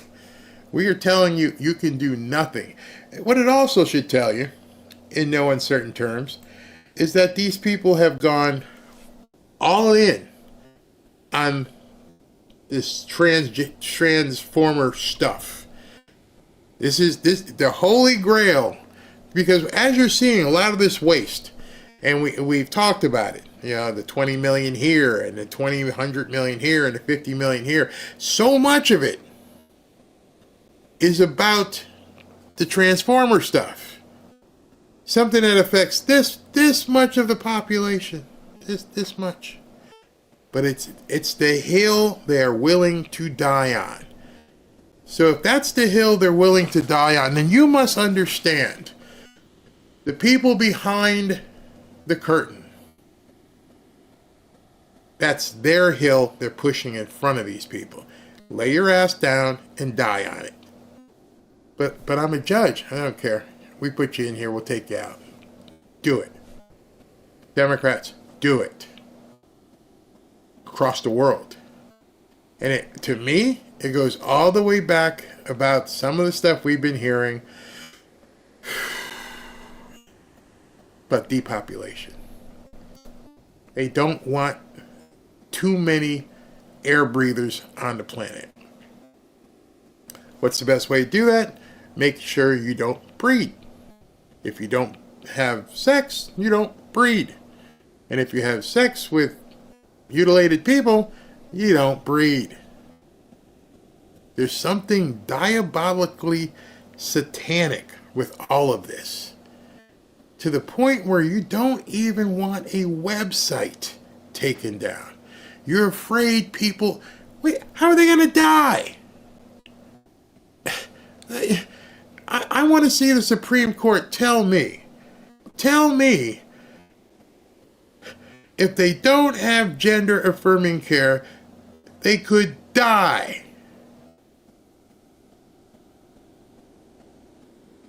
How? Do they just start cutting off their own junk? Then it's not just dying from the website, it means they're freaking crazy. So how are they going to die if they can't get to a website? Anyone want to explain that? How's it happen? The Grim Reaper just walks up the street and says, you didn't get to see the website. I'm taking you. How does that stand up in court? If I can't turn into a transformer, I could die. It's terminal. Said no doctor ever. How would it happen? Why is it an emergency? Oh, it's an emergency. You must restore that immediately. People could die. How? How does not having a website cause you to become deceased? It doesn't. Nothing, and I point this out because nothing they're doing makes any sense right now to people who have a functioning frontal lobe. None of it. It's all an illusion, a scam to keep the money running. Why would you want that up? Because you want these people to go get that, quote, affirming care, and then if they, quote, get the affirming care, then there's going to be some people who are making money on the other end of that so-called affirming care. It's all money and other stuff. It's ridiculous. And then you tell the President of the United States, you do not even have the power to take down a website. Man, y'all getting pissed yet? Yeah, it's the big money steal. Yeah, the grand illusion. Exactly. Imagine having to submit your website to a judge for approval.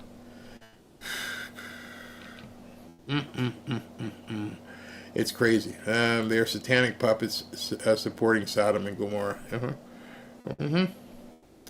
Better yet, Barry, what does that website have anything to do with running a country? Because it's not important to them. Running the country isn't. Their ideology and their mindset. And so these are things now, as you're asking your own questions, as you, as an adult, are looking at this and going, this doesn't make any sense. There are Democrats thinking the same way. There are a lot of Democrats like that. That doesn't make any sense. You're telling me our president, and we've had presidents couple hundred years, our presidents have never had the power to take down a website? We can drop bombs on countries, but we can't take down websites? Seriously? You're going to have a lot of people you can talk to about that one. Because they're going to look at it, well, that's a joke. There's no way. Oh, way.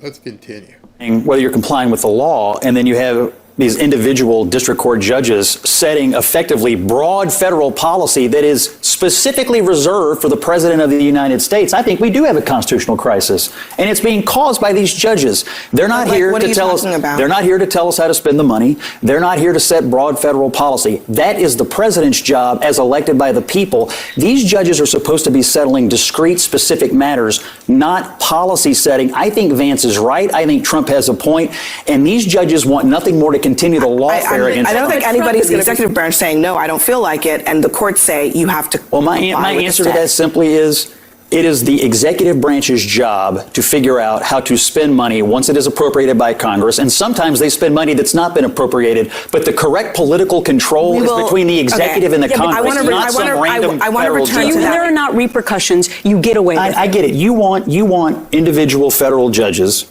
who hate Donald Trump. No, I don't. To tie him up for 4 years. No, I don't. If you want a big policy questions decided, let the Supreme Court do it. But in the interim, the executive has to be allowed to govern. Am I wrong about that? Well, you're supposed to comply, but Scott's absolutely right in that the court cannot say you have to spend these dollars today. So as a governor, I dealt with this. We got things challenged in state court and federal court. It's all judge shopped, by the way.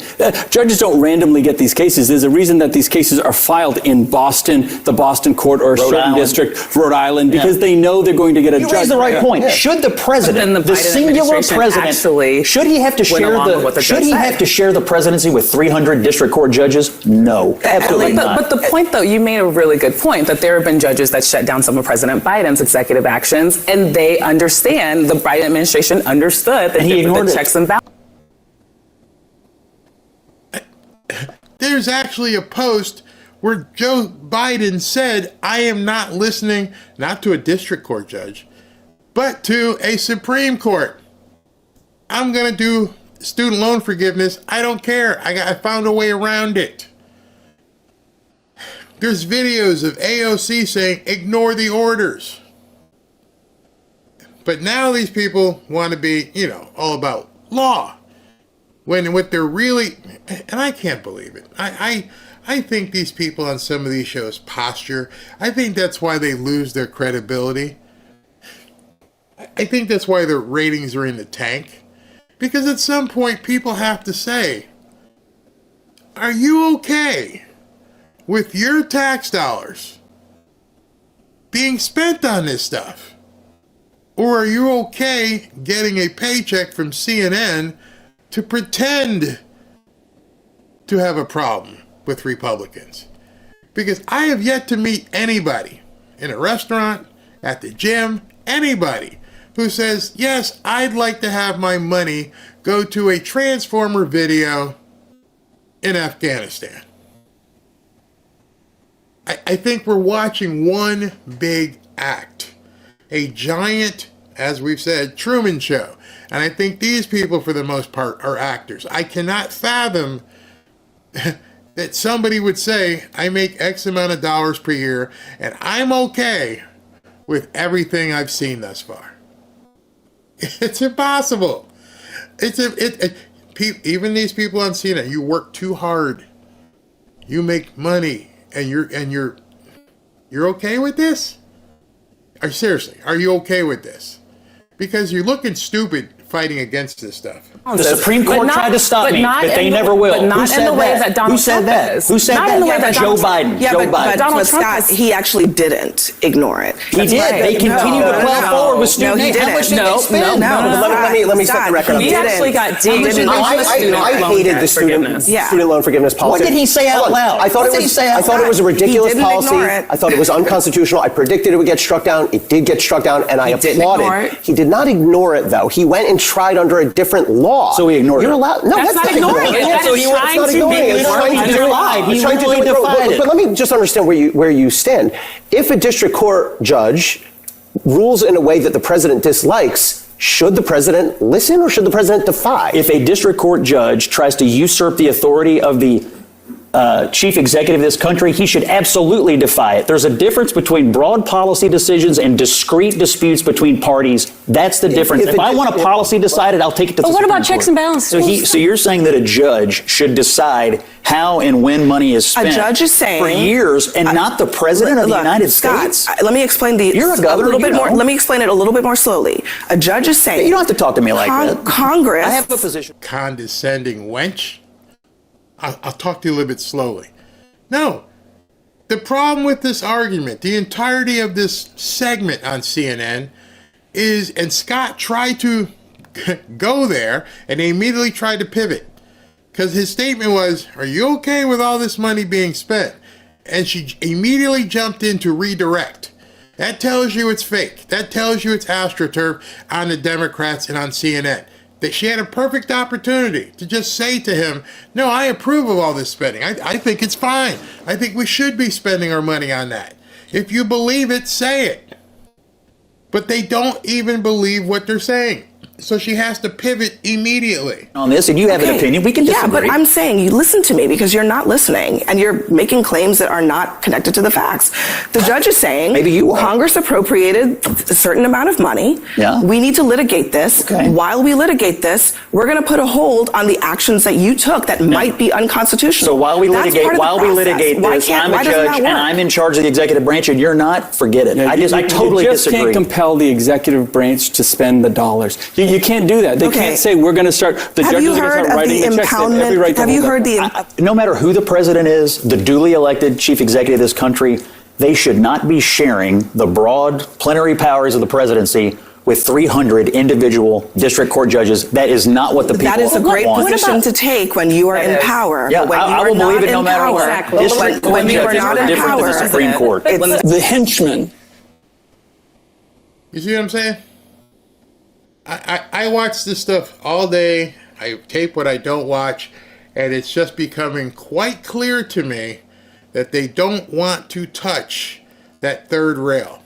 So I'm now convinced. I'm not going to keep doing it because I am now convinced, network after network, host after host, it doesn't matter who it is, they will not talk about what's been found. That's your job.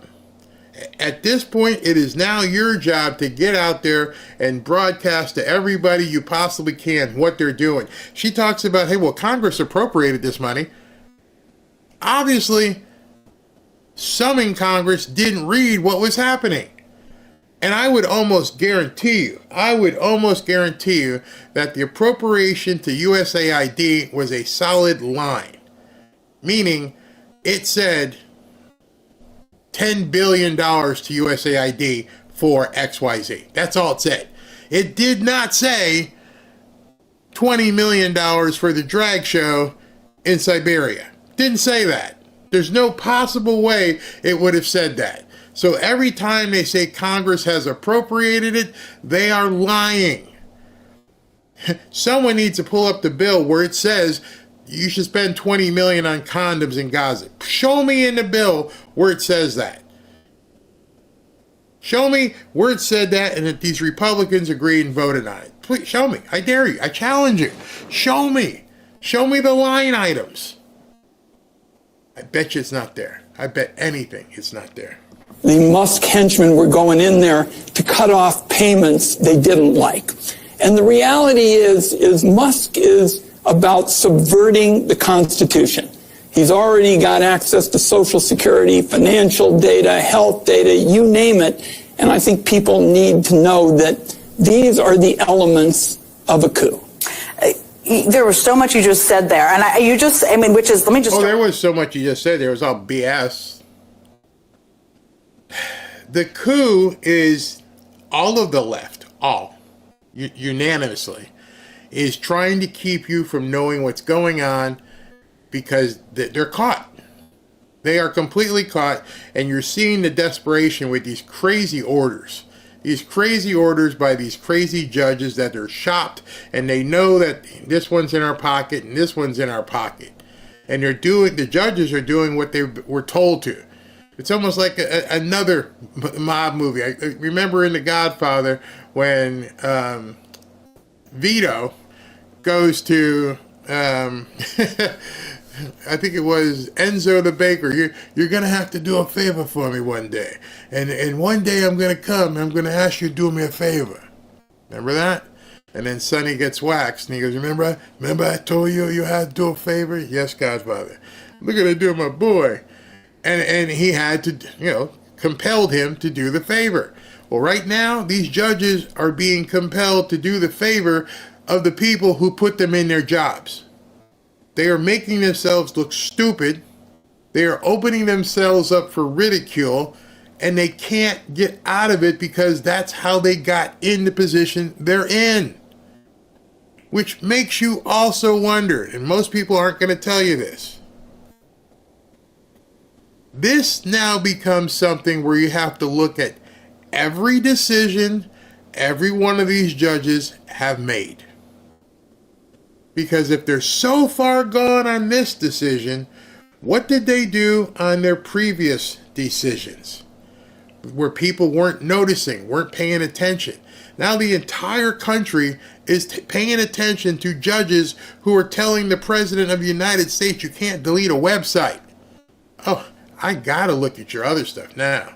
I gotta see what kind of rulings you did over the last 5-10 years. It's time to put your name in AI and figure out all of the different decisions you made and how were those decisions made. Because I bet you there are a bunch more that didn't make any sense, but it didn't involve the President of the United States or somebody prominent, so we didn't see it. Now we see it. Everything, I remember somebody said, everything will be revealed. Oh, President Trump said that. The first thing you said, which is that you think they're lying about what they had access to and what kind of access. We got extensive reporting that showed that this wasn't just a garden variety examination of files or film or something like that. This was an attempt to go after payments they don't like. Anybody who thinks that these are just routine kind of audits, from the get-go, they removed the official who had been at Treasury for what amounts to eons. Yeah, and very well respected. Very well respected, and by the way, respected on both sides of the aisle. And they took him out because they wanted somebody who was completely compliant. So you can bet that Jen Psaki and that fossil of a congressperson would be doing the same thing Elizabeth Warren and Maxine Waters would be doing. Running from real people asking real questions. How do I know that? Because the only people they talk to are people who they're trying to lie for. I don't know how much news stations you watch or if you turn into MSNBC, but it's amazing as you're watching this stuff how much they just don't tell people. And that's why they're a dead party. That's why they can't even begin to try and even slow down Trump. This stuff by these judges, it's a road bump. What do you call them? Speed bump in a neighborhood. You're just going to roll right over them. Just keep going. Just keep going. You know why? If they can't get any popularity, if they can't get any substance behind what they're saying right now, who cares? Who cares if you just don't comply? What are they going to do? What are they going to do? We have to fix this country. We have no choice. We have no choice but to have Trump do the stuff he's doing. No choice. 3 weeks into the second Trump presidency, 3 weeks, and tonight there are warnings that the U.S. is dangerously close to a constitutional crisis. Now, the first shoe on this dropped when a federal judge today said the White House is defying his order to unfreeze billions of dollars in federal aid, marking the first time that we've had a judge expressly accuse the Trump administration of ignoring a court ruling. And in a separate case today, federal employees here in Washington told a judge that the administration was defying another order by not reinstating workers who had been put on leave. Now, this all has prominent Democrats and many of the nation's top constitutional scholars declaring that the U.S. is on the brink of a reckoning. The Trump Justice Department says... Oh, that's true. That is exactly true. She didn't lie there. She didn't lie there. We are indeed on the verge of a reckoning. It is time for the reckoning. I'm here for it. You may not like it, but we're here for it. And I don't care what your constitutional people that you talk to, Americans right now have had it.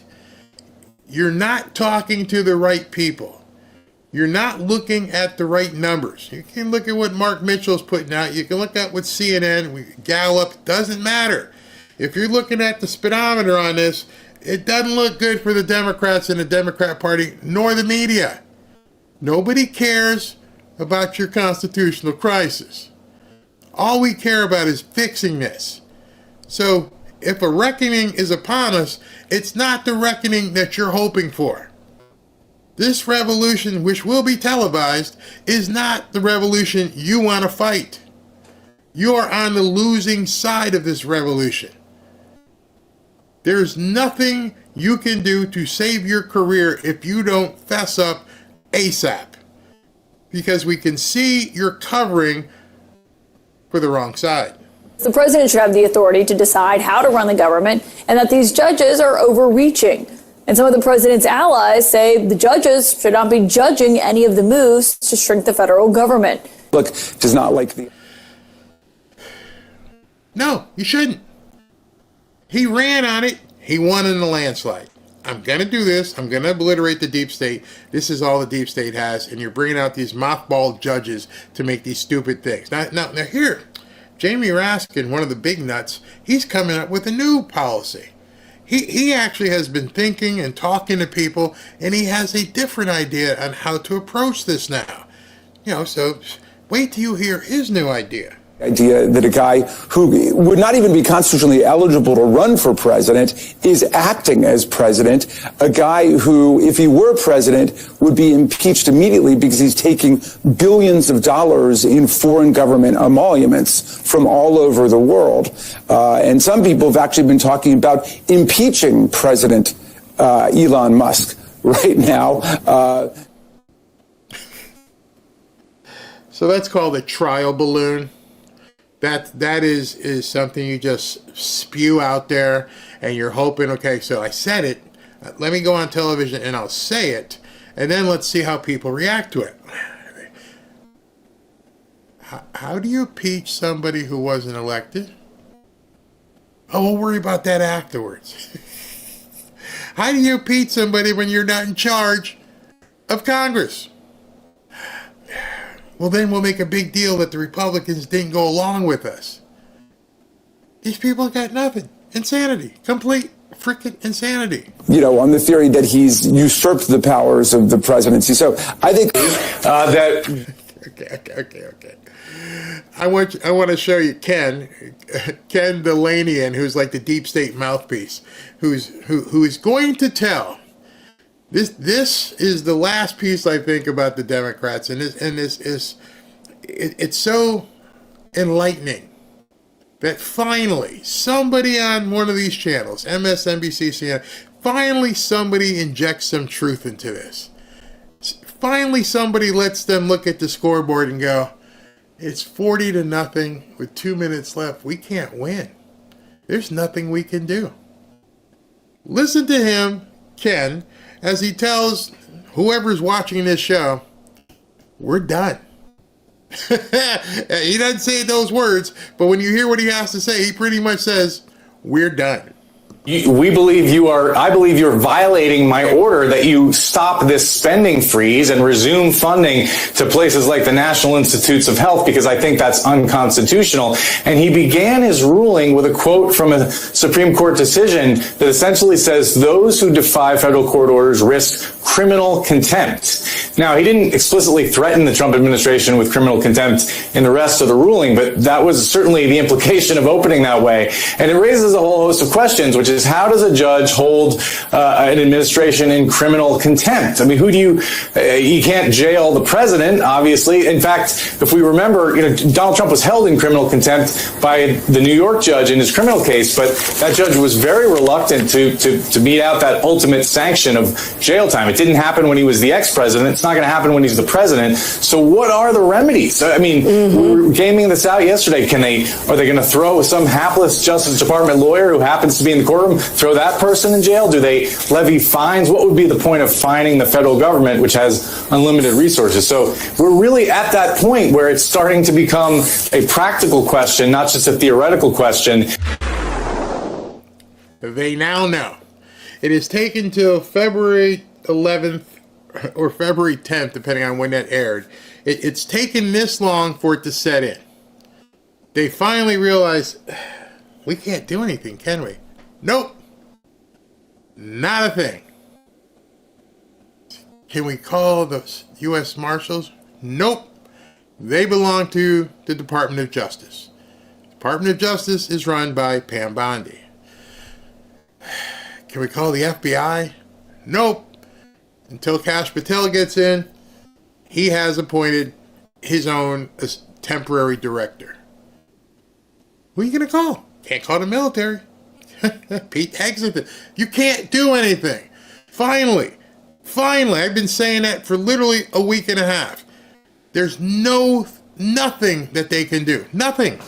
Nothing can stop what is coming. He can completely ignore all of this if he chooses to. And so far, he's choosing to. And he's still going through the appellate process and everything, but he's not stopping. I showed you a video yesterday with Caroline Levitt. She's like, we're just going to keep going. And we're going to keep exposing, and we're going to stop the money, and we're going to close these buildings. And finally, in front of all those people on MSNBC, he's like, there's no practical way to stop him. All you can do at this point is try to hurt him and the Republicans in the court of public opinion. And the one good thing about all of this is that as I opened this show and I talked about him being on the field and we're trying to catch up, and Mitch McConnell and Lisa Murkowski are crawling behind, but they're still moving in that direction, is that the more power Donald Trump garners, the more sheer cadre that he has right now, the harder it's going to be for them to do anything. They're trying everything to delay. Check this out. So, just so you know, breaking. The Senate sets midnight vote tonight for Tulsi Gabbard. Remember, I showed you a video last night with Mark Wayne Mullins. And in that video, he said, hey, listen, we could probably vote today by 6, but more than likely, the Democrats are going to use every procedural hurdle in their ability to do so to keep delaying and delaying. But eventually, the delay is over, and the delay ends at midnight tonight. So at 12:01, they will start taking the votes to confirm Tulsi Gabbard, and she will be confirmed. No one can stop what is coming. You can try all your fancy things, you can scream, you can have your stupid hearings and make all the questions you want and innuendos and call her, Putin's puppet and all this, but you can't stop it. You're slowing it down a little bit, but you can't stop it. And that's what's about to happen with RFK Jr., and it better happen with Kash Patel. You can't stop it. They know it, and it was so fun to see that this guy finally said it. There's not much you can do at this point. You lost the White House, you lost the Senate, and you lost the House of Representatives. And the only thing at this point, and this is where President Trump really has to do something. You know what he really has to do?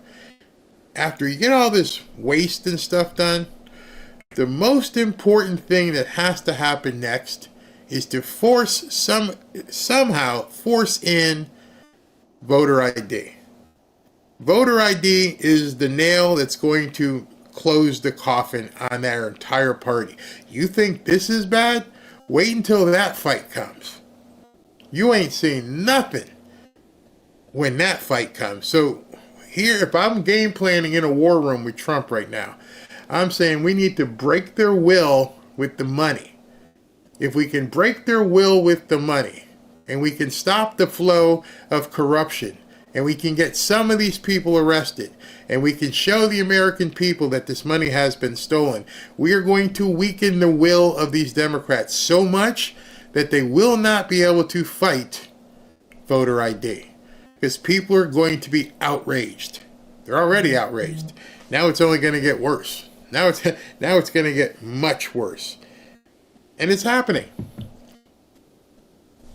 And I'll talk to Jason about this when he comes on, but this move to the voter ID is probably phase 2 or phase 3. Right now, we just need to take their money away. If the Democrats can't steal money, they can't run for office. If they can't run for office, they're in big trouble. And also accompanied with that is running for office as damaged as they are right now. Right now, if an election was tomorrow, we'd end up having 60 plus seats. I believe even blue states would turn. We're watching Gavin Newsom completely in disarray. Kathy Hochul doesn't know what the hell's going on. Mayor Adams up in New York is turning. He's going to be a Republican before too long. Trump saved his butt. That may have been part of the deal. You need to be promoting me in New York City and we'll drop the charges again. So a lot of their strongholds are going to go away. They are not going to be able to do a lot of the things that they had hoped that they would do. That's going to be crazy. So another thing just came out, and this is Trump is meeting with the King of Jordan, or was meeting with the King of Jordan about 2 hours ago, and this was released. Jordan agrees to accept 2,000 Palestinian children with medical issues immediately in meeting with Trump. Jordan's king also said neighboring Arab nations will soon meet to discuss the relocation of Palestinians out of Gaza. Hold on, I gotta play it. Oh my God. We're going to win so much, you may even get tired of winning. And you'll say, please, please, it's too much winning. We can't take it anymore. Mr. President, it's too much. And I'll say, no, it isn't. We have to keep winning. We have to win more. We're going to win more.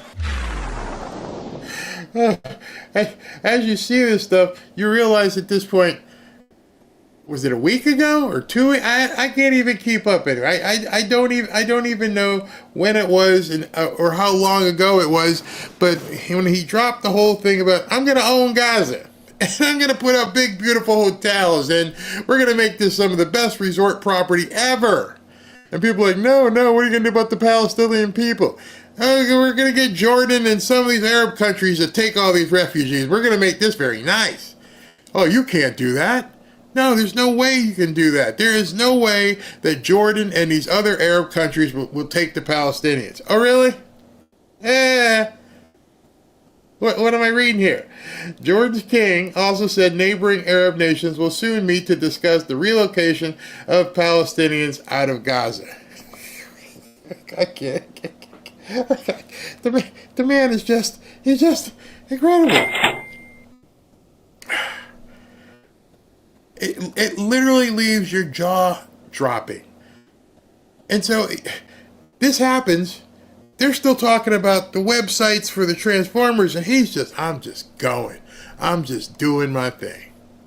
And there's nothing you can do about it. And now you're starting to see more and more people, I wouldn't even call them MAGA.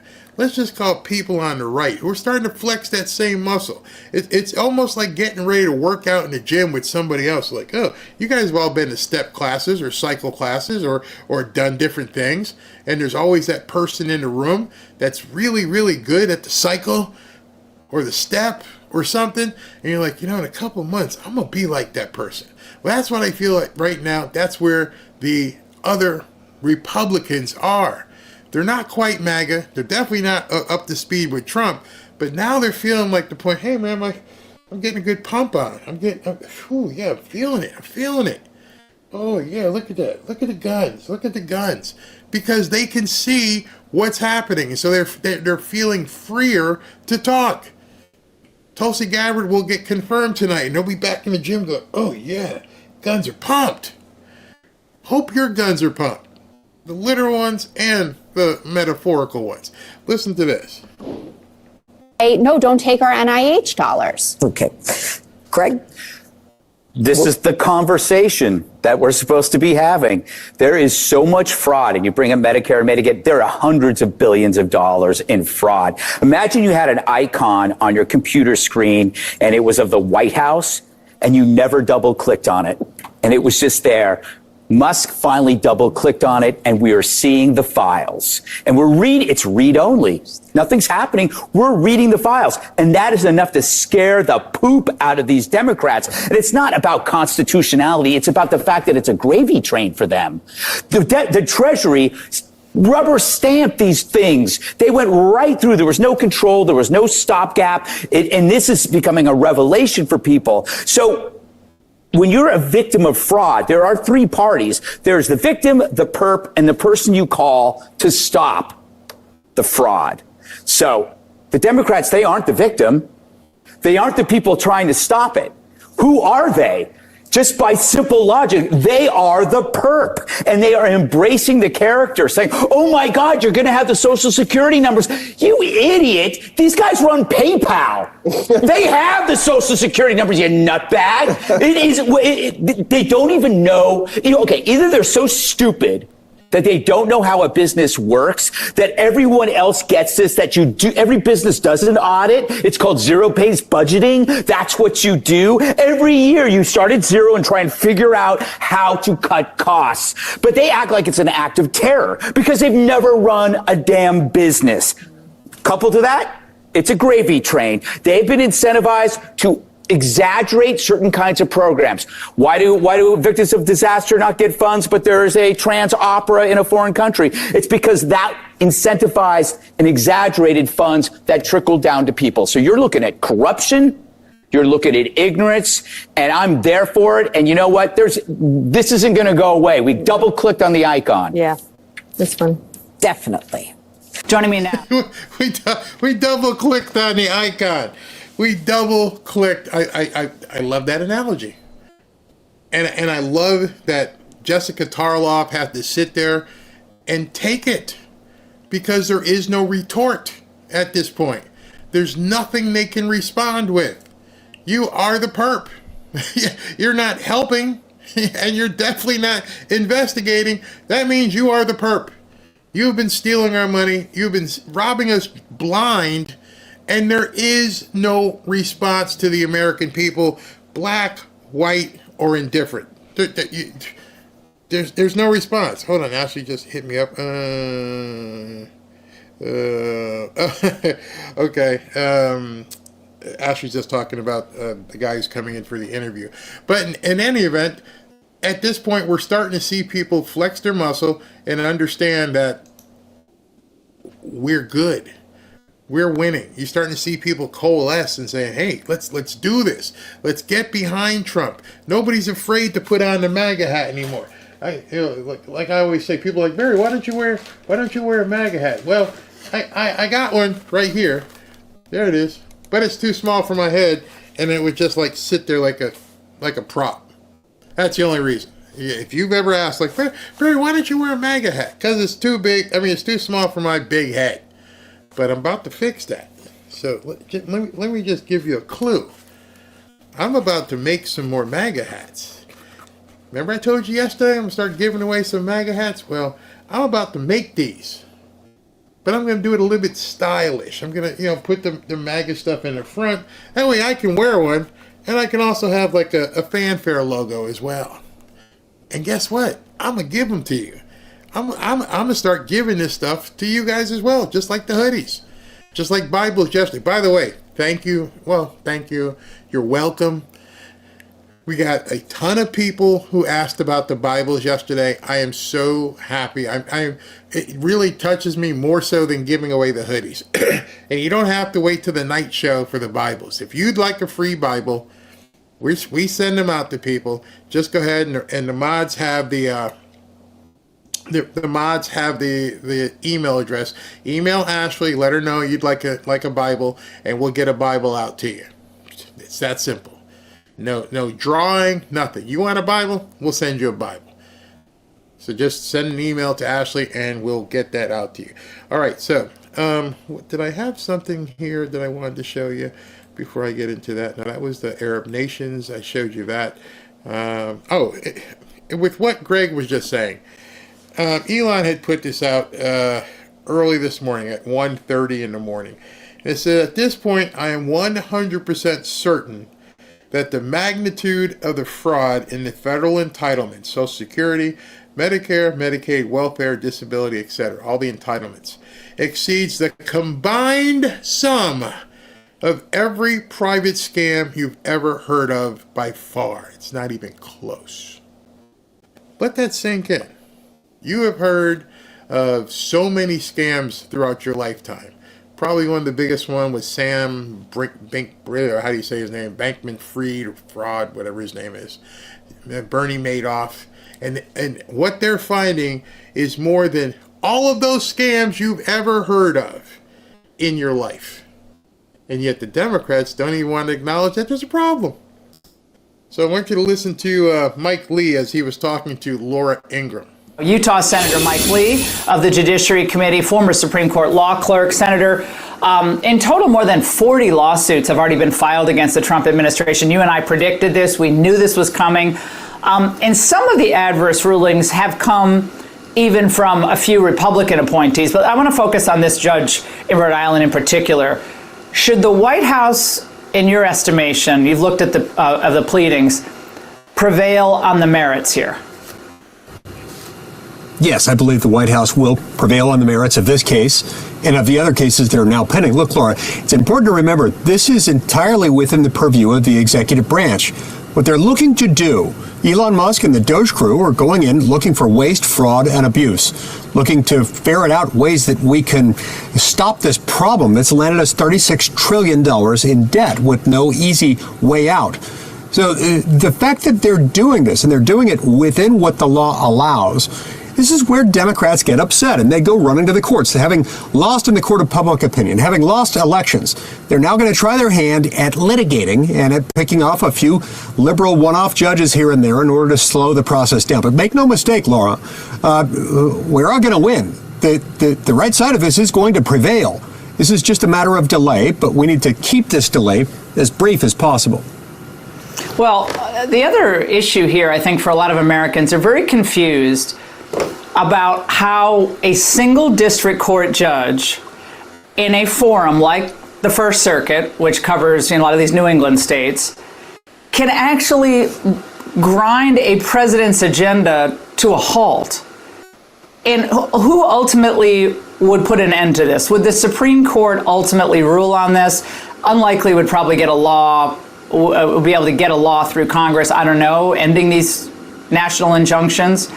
But this has got to stop. This is insanity.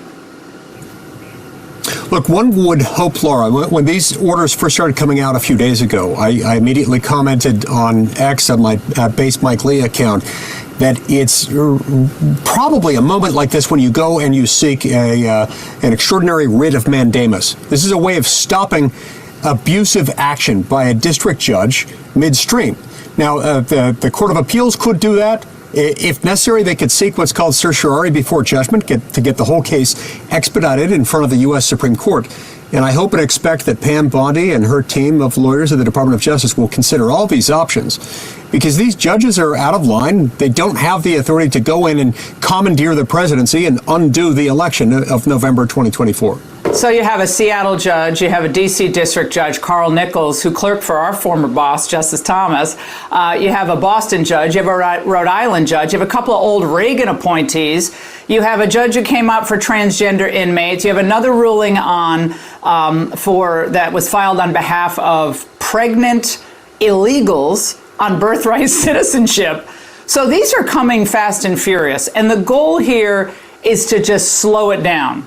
So people get demoralized, and I guess they go back to what? Business as usual? I don't think. I want to make sure, I really want to make sure you understand that is the goal. The goal is to get you demoralized, let you think, oh, it's never going to happen. Trump's not going to be able to push through. Just do the opposite. Do completely the opposite. Realize you are, we are, Trump is winning.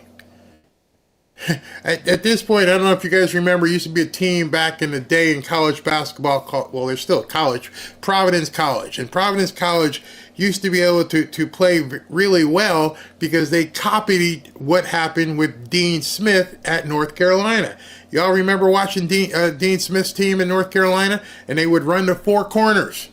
Well, Providence took that to the next level because they were even better at running the four corners. And the four corners offense was they just literally had one guy here, and two guys up here, and they would just pass the ball around.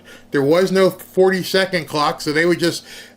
Their coach's idea was if we could slow this down and get to the fourth quarter with like 2 or 3 minutes left in the game, we could have a chance against anybody.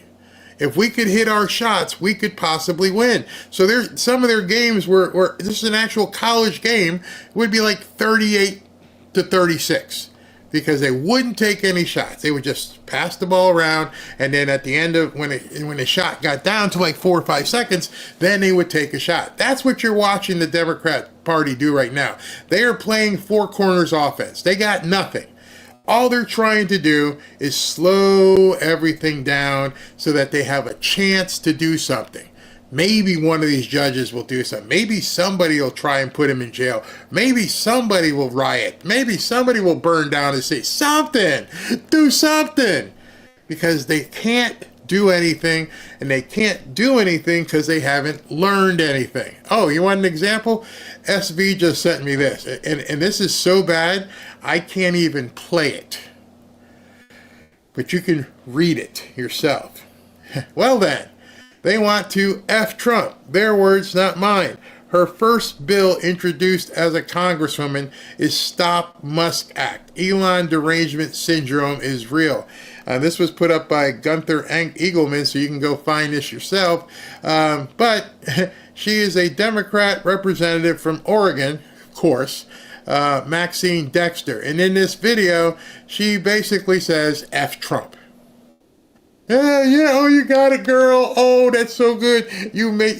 Tell him. It's loser speak.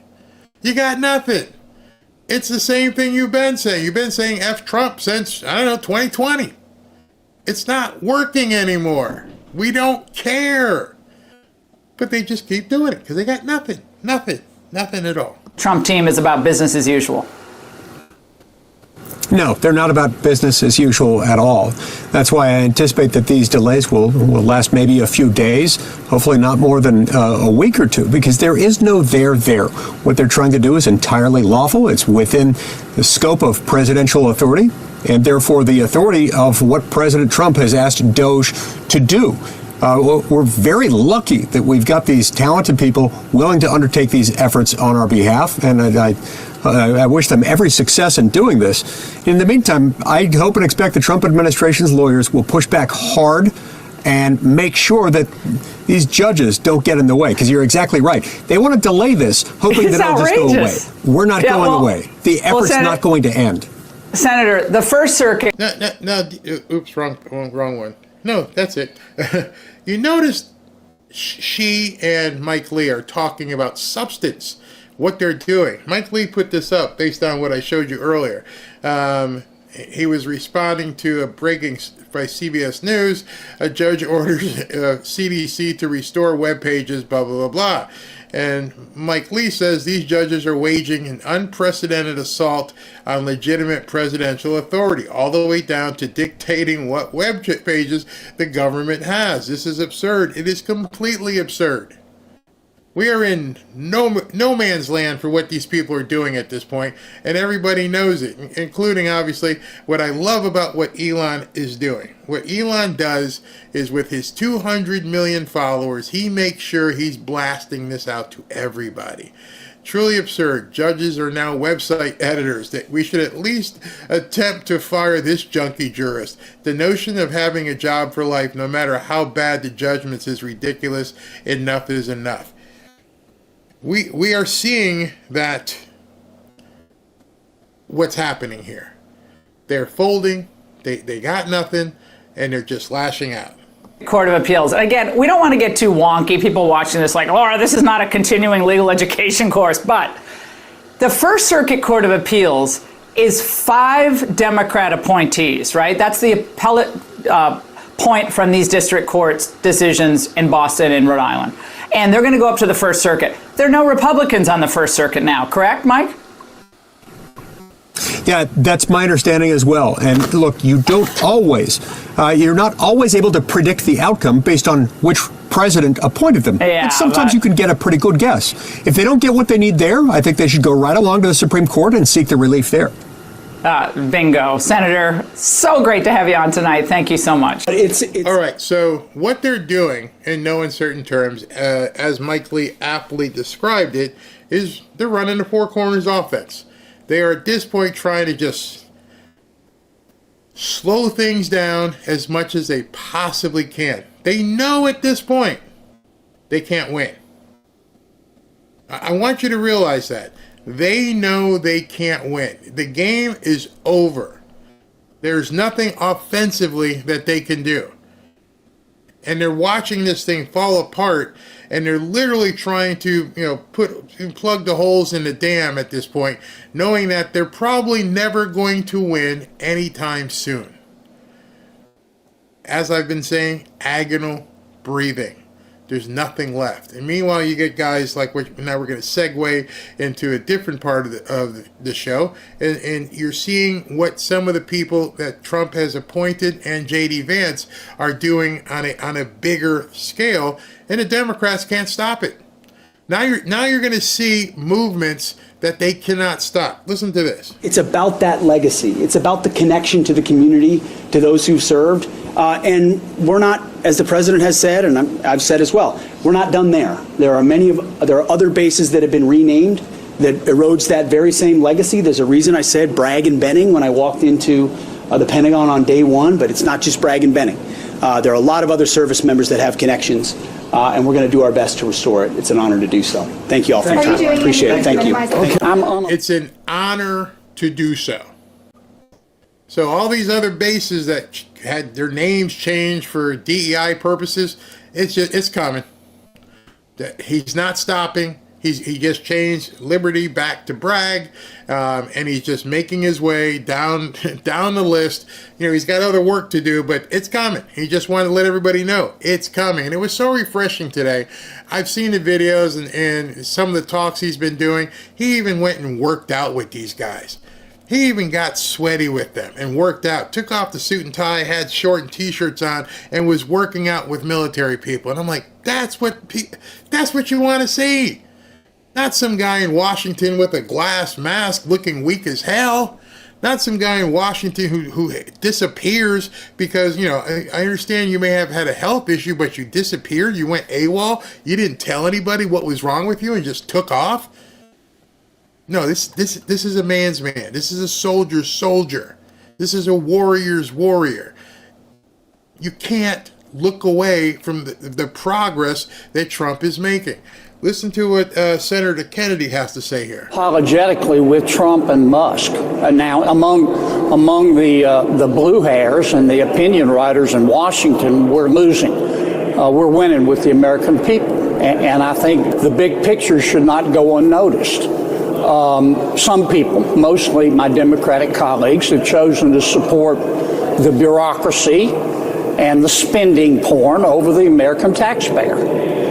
These are the same folks who chose to support illegal immigration over the rule of law, who chose to support teachers' unions over schools and kids, who chose to support criminals over crime victims, who chose to support transgender athletes over women's sports, frankly, who chose to support Hamas over Israel.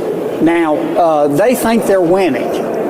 And they may be in the bubble of Washington, but not among the taxpayers. When they tell me, well, we think we're winning, I tell them, sure. And be on the lookout for flying pigs. I absolutely love how this guy talks. I don't even know how he picks these things out of his brain. Oh, he is so good with his little dingers that I wish I had that kind of pull where I could just come up with something. You gotta look out for flying pigs. You're not winning, you're losing. Losers. There's nothing you're doing. I'm going to show you something in a second. It shows you you're even losing further than that. It's so good. I think the justice stick is coming, and I think the American people support everything we're doing. The same people who are screaming at Trump for auditing federal spending were the same people under President Biden who wanted to hire 80,000 new IRS agents with guns to audit the American people. I find that. How do they get away from that? How do you get away from not wanting what you do to be audited, but yet you wanted to hire 87,000 more IRS agents to audit everybody else? You wanted to make sure that people didn't go over 600 in their Zelle or Venmo payments. But 600. That was if you had over a $600 Zelle payment, it would trigger something you'd have to report. If you've deposited more than $9,990 in cash, it's going to trigger a report. We're going to have to figure out where this money came from and how did you get a hold of it and everything. You had to have a colonoscopy to deposit more than $10,000 in cash. But I can sell, $50 million for some condoms in Gaza, and that's okay, right? Yeah. Takingly hypocritical.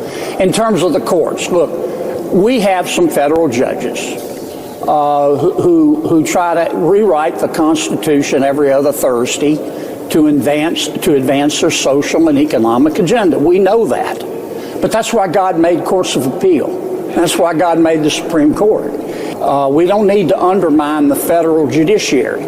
We need to appeal from the bad decisions, and that's what we're going to do, and I think we'll win. This is Washington, and among the Washington pundits, Trump and Musk and the rest of us are probably losing, but among the American people, we're winning, and you know what? They're what counts, and we're going to win this fight. Over the last few years. All right, so that's exactly how I feel. That's what I try to do with you. I try to let you know amongst the American people, you, me, everybody we know, we are winning. You have to be out there letting people win. I know some people are tired. Barry, stop beating me over the head and telling me I got to post stuff. I'm going to beat you over the head and tell you to post stuff. Because winning is contagious. Winning is what we all do together to make sure that we continue to win. It takes every person on that team, whether or not you're a starter with 10 followers, it started with 1,000 followers, or you're on the bench or the water boy. Everybody does their part. We all need to do this together to make sure that this thing continues to win. So right now, J.D. Vance is over in, Europe somewhere, and he's making a speech to other world leaders. And what he says in this speech, again, I want to let you guys know, it's time for you to broaden your focus. Just listen to what he says here. We've watched as governments, businesses, and nonprofit organizations have advanced unpopular and I believe downright ahistorical social agendas through AI. In the U.S., we had AI image generators trying to tell us that George Washington was black or that America's doughboys in World War I were in fact women. Now, we laugh at this now, and of course it was ridiculous, but we have to remember the lessons from that ridiculous moment. And what we take from it is that the Trump administration will ensure that AI systems developed in America are free from ideological bias and never restrict our citizens' right to free speech. We can trust our people to think, to consume information, to develop their own ideas, and to debate with one another in the open marketplace of ideas. Your vice president, your president have all said, we want to be a leader. We don't want to play in this space. We want to be leaders in the AI space. Well, if that's the case, if we want to lead, then you need to be getting yourself ready for it. There was somebody yesterday. Let me see if I can pull this up, because I think I put this in my bookmarks. There was somebody in here yesterday who said that they would help you if you wanted to get into AI. I thought I saved his post in case, but where is it? If you guys remember, it was Biden Web or something with, not Biden Web. I don't want to say that. Okay, here it is, right here. I do have it. He's a member of our group, and he said this. Again, I don't know him personally. I am not saying spend any money. I'm not saying anything like that. But he offered to help people. Says, thank you, Barry. Wire 8 Web. That's what his handle was on the show yesterday. He's a member of the group. Says, so many people in the live stream asked about working with AI. Yes, this can be a home-based business. Please contact me here on X. So you're able to contact him. It's right there. You can see the handle. It's Mai Morgan. And feel free to contact him any way you want to see if it's something you'd like to learn. There are people out here who are willing to help you learn. Trump has said it. J.D. Vance has said it. Elon Musk has said it. Now is the time for you to get with it. All right, so I'm going to go with my gold spot here, and when we come back, we're going to have Jason Meister that we're going to talk to. Be right back. As you know, President Trump has assembled the Avengers to make America great again. And of course, we're all excited and ready to see them get to work. But with everything we're seeing right now, don't take your eye off the ball. Things could get much worse before they get better. With the possibility of World War III still looming, and with the Democrats doing everything they can to impede Trump, you still need to keep your guard up and your money protected. Oh, and our national debt is still massively increasing. Don't get me wrong, I have high hopes for Trump's America, but I also have a family to look out for. You see, Trump and the Avengers have quite the uphill battle ahead. That's why I'm making sure I'm protected, and I'm recommending that you do the same. One way to be protected is by diversifying your portfolio. That's why on this channel I've been happy to partner with Lear Capital. As you know, I've been involved in real estate for quite some time. And although I dabbled in gold and silver, Kevin and his staff at Lear have helped to educate me even further, especially in regards to silver. Give Lear a call today and they'll show you how easy it is to move some of your savings or your retirement account into gold and silver. Gold and silver have been proven to hold value and protect wealth for the long term. Call Lear today at 800-601-5430 or go to learberry.com to get your free gold and silver wealth protection guides. There's no obligation, just free information. Many of you have seen my interviews with Lear founder Kevin Demerit, and I can tell you this company is solid and likes to educate their customers. Just so you know, Lear has over 27 years of experience, thousands of 5-star reviews, and over $3 billion in trusted transactions, and is the only company with a 24-hour risk-free purchase. You don't pay unless you're 100% satisfied. So call 800-601-5430 or go to learberry.com. And when you call, don't forget to ask how you can get up to $15,000 in bonus gold or silver with a qualifying purchase. So if you'd like to take advantage of this opportunity, please call my friends at Lear Capital at 800-601-5430 and tell them Barry sent you. All right, so I've got Jason Meister with me. Jason Meister, in case any of you have seen him, he's been on Fox and Bloomberg and a number of different media outlets, and he was a former member, or maybe even still current member, of the President Trump's advisory team. Jason, can you hear me? Are you there? I can hear you. Can you hear me? Yep, I can hear you. Everything is fine. How are you, sir? Good, Barry. Thanks for having me. Oh, thank you for. It's not often that we have someone who is with or part of or was with the Trump team. So I really appreciate trying to get some insight. So, what I know you're busy, so I just want to ask you, what do you make of these executive orders that Trump has been putting out there? He's gonna, from what I understand, he's gonna sign a bunch more today. How long can we expect that this is going to continue in regards to the executive order? I know J.D. Vance had said something that this is the new normal. Do you expect him to continue to pile these on the Democrats?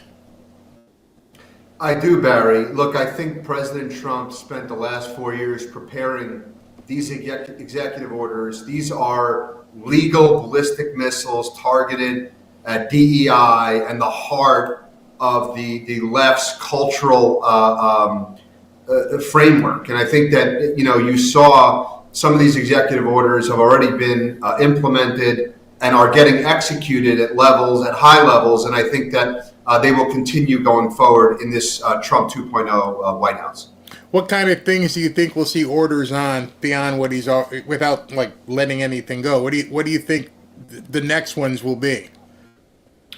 Look, I don't have a crystal ball, but I can tell you that you've had a grip by the left over the last decade on our culture. Mm-hmm. And I think that politics always runs downstream from culture. And I think President Trump realizes that and understands that. You saw that on display at the Super Bowl this past weekend with both the fact that they played the Black national anthem in the beginning and then the halftime show. Right. Look, there is no such thing as a Black national anthem. There is no such thing as a white national anthem. There is only one national anthem. That's the Star-Spangled Banner. It's for all Americans. And the fact of the matter is that the left, the Democrats, they rely on division. They rely on dividing this country among races, sexes, sexual preference, how much money you make. And I think those days are officially over. I think that this was totally rejected at the ballot box this last election cycle. The American people woke up. They understand that the left have basically taken control of our culture and divided us. And I think that Americans are coming together. They voted for Donald Trump in every single swing state, the popular vote, the White House, the House, the Senate. And it's been a complete rejection of Barack Obama's last decade of control on this country. You've been watching, as all of us have, as the left and these crazy radical courts and these judges and what they've been doing to try and, in my estimation, slow him down. They are not going to impede him. Do you think this ends up in the Supreme Court, or do you think the appellate court's just going to just lay waste to some of these things? Yeah, it's an interesting question. I do think some of it will end up riding its way up to the Supreme Court. But a lot of this is really a judicial coup. Look, at the end of the day, there's a lot of appointees from Obama's reign on this country.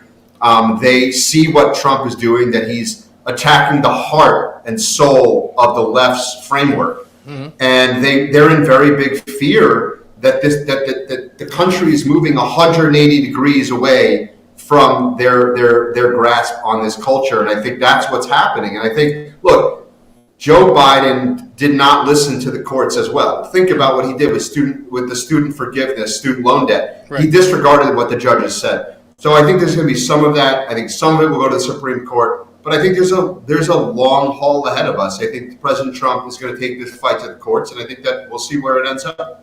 He has given the indication that, and New York Times wrote an article yesterday that he was going to ignore it, just keep full steam ahead. And Caroline Leavitt, the press secretary, she came out and said they're going full steam ahead.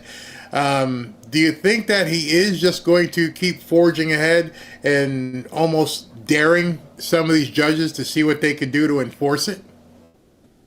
Yeah, look, that's why President Trump is president. I think that one of his skill sets is to barrel forward no matter what. He has a fight mentality. You saw that in Butler, Pennsylvania. You saw that in all the lawfare, the unconstitutional lawfare that the Democrats brought against President Trump. And by the way, that was all funded by the Democrat Party through USAID, through the George Soros DA system, that an apparatus that's been infiltrated into the entire country. But President Trump is a fighter. And so, yes, the answer is he's going to fight. He's going to battle through all this. And in the end, I think he will ultimately win, and the American people will be the beneficiaries of that winning. Democrats right now are having just the most stupid reaction to all of this. And one of the things I've been talking to people is that they're complaining about the process, but they're not complaining about what's actually been found. And it seems like they have no message. In your estimation, from what you've seen, how are they going to overcome what Trump is doing right now and what the American people are seeing with their own eyes?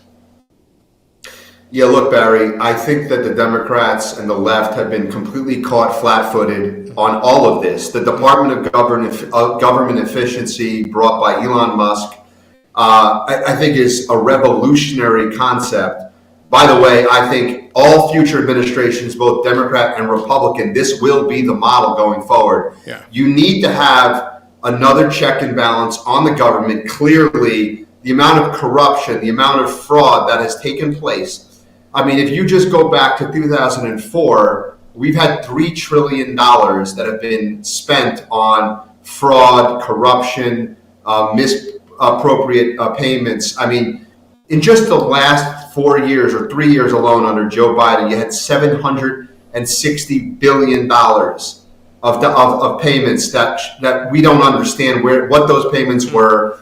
Many of it was fraud. 81 billion of it was Medicaid payments. I mean, there's just tremendous corruption, and that's just the tip of the iceberg. I think that what Elon Musk will find, and we're talking about we're not even a month into this administration, and you're uncovering incredible amounts of fraud. I mean, trillions and trillions and trillions of dollars. So there is no resistance. If you think about back in 2016, 2017, when Trump was first elected to be president, Washington, D.C. burned. I remember I was there. Limousines, retail stores were boarded up. Limousines were set on fire. That was all the resistance. Right now, there's really no resistance. They can't even move with the speed and the momentum that President Trump is moving at, because the newspapers and the television, they just can't keep up. The only place that can keep up is social media and X, which is, by the way, the post-mortem on this election. I believe that the mainstream media, we broke the back of the mainstream media. That is really the story that came out of this election. The average American citizen with a smartphone and a social media account broke the back of the mainstream media. That is what happened this last election. Exactly. You being in, are you up in Washington? Where are you? I'm currently at my office in New York City. All right, so you're in one of the hubs, New York City, Washington. You're on Fox. You're on Bloomberg. Some of these stations. How is the media even going to survive this, especially when RFK Jr. gets in? If he pulls the funding from the pharmaceuticals, and now people are seeing that they're lying on a daily, hourly basis. How are they going to pull through this? Because it seems like they're trying to be complicit in helping the Democrats, but they're looking stupid and futile at this point. Absolutely. Look, I think that the media, the mainstream media, are dinosaurs. They just don't know it yet. They are going extinct. I believe that the future is on social media and X. I think that's where all the real information is coming from. I think that if you're a Democrat and you were watching MSNBC panels, if you were watching CNN panels, Joe Scarborough, and you were reading the New York Times or the Washington Post, you have to start to look in the mirror and do some self-reflection and say, where am I getting my information from? Was it reliable? Look, they said that Trump colluded with Russia back in 2016. We spent 5 years investigating with the Mueller investigation. It was all fabricated, based off of a complete hoax created out of whole cloth by Hillary Clinton's campaign, the Steele dossier, all nonsense. $45 million. The country was put into a constitutional crisis over a complete hoax. You had Justice Kavanaugh, the hearings where they said he was a gang rapist, which was complete lies. Look, it was lie after lie. The COVID, it was created in a wet market, that someone ate a bat. No, it was a bioweapon that was funded by Anthony Fauci, by NIH, in the Wuhan Institute of Virology. It was a bioweapon that killed nearly 20 million people across the globe. And so all of these things are lie after lie after lie. And eventually the American people wake up and they realize that they've been lied to. And I think that's where we are right now. We're in what I call the Great Awakening. You know, you've worked in that camp. And so one of the things that it strikes me is that since 2020, let me rephrase this. Do you think this has been a part of a plan? How long has Donald Trump and the people surrounding him been working on this to orchestrate what we're seeing? Because there's no way this happened since inauguration. There's no way it's happened since November 5th.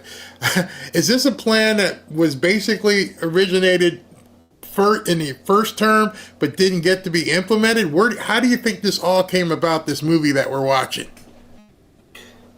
I think a lot of this went into position post the 2020 election. Soon thereafter, I think that if you remember, there was a lot of stuff going on right after the election. No one understood the numbers. It didn't make any sense. When you looked at the swing states and you looked at how much more Donald Trump improved from his performance in the 2016 election. So I think that a lot of it was started happening right after the 2020 election, was, in my view, irrefutably and irredeemably stolen. I think that's when all of this started to really go into motion. Okay, great. So who's the star of the camp? Is it Susie Wiles? Is it Stephen Miller? Who's there right now that really is somebody he can lean on for advice, besides Barron? Yeah, look, I hate to obfuscate my answers. I think that this is a full court press. I think every single person that's surrounding President Trump in this administration, in Trump 2.0, is instrumental in the success of the administration, the success of President Trump, the success of this country. I do agree with President Trump when he says that the greatest revenge is success. But I personally, I'm not speaking for President Trump right now or for the administration. I personally would like to see the rule of law upheld. I think that's the number one thing here. A lot of the networks asked me leading up to this last election cycle who I thought the vice president would be, and my answer was always, well, I know who it won't be. It won't be Nikki. It won't be Nikki Haley. Right. It won't be Marco Rubio. I said who I didn't think it would be, but I said that really you should be asking me a more important question, which is who will be the Attorney General? Because in my opinion, in a Trump 2.0 White House, the most consequential position will be the Attorney General and probably the head of the FBI. Right. And so Pam Bondi sitting at the AG and Kash Patel at the head of the FBI, to me, are the two most consequential, potentially most consequential roles in a Trump 2.0 White House, in my opinion, and potentially in modern American history. And the reason why that goes back to what I said earlier, which is there have been so many laws that have been broken by the Democrat Party over the last decade, from the Russia collusion, from the Trump-Russia collusion hoax led by Hillary Clinton's campaign, also implemented by Barack Obama's White House, where he weaponized the FISA courts, the Foreign Intelligence Surveillance courts, to wiretap, phone tap, email tap, spy on Trump and his campaign associates, by the way, who were all private U.S. citizens at the time of the spying, to framing a 3-star general, okay, to undermining an entire Trump presidency with a Mueller investigation, which was all fabricated. Yeah. So that you had the 2 impeachment hoaxes, which were all also tied to these fabricated stories. You have a complicit media who have sabotaged President Trump. So You have all these. You had all the lawfare by Jack Smith. You had all the lawfare in Georgia, in New York, Letitia James.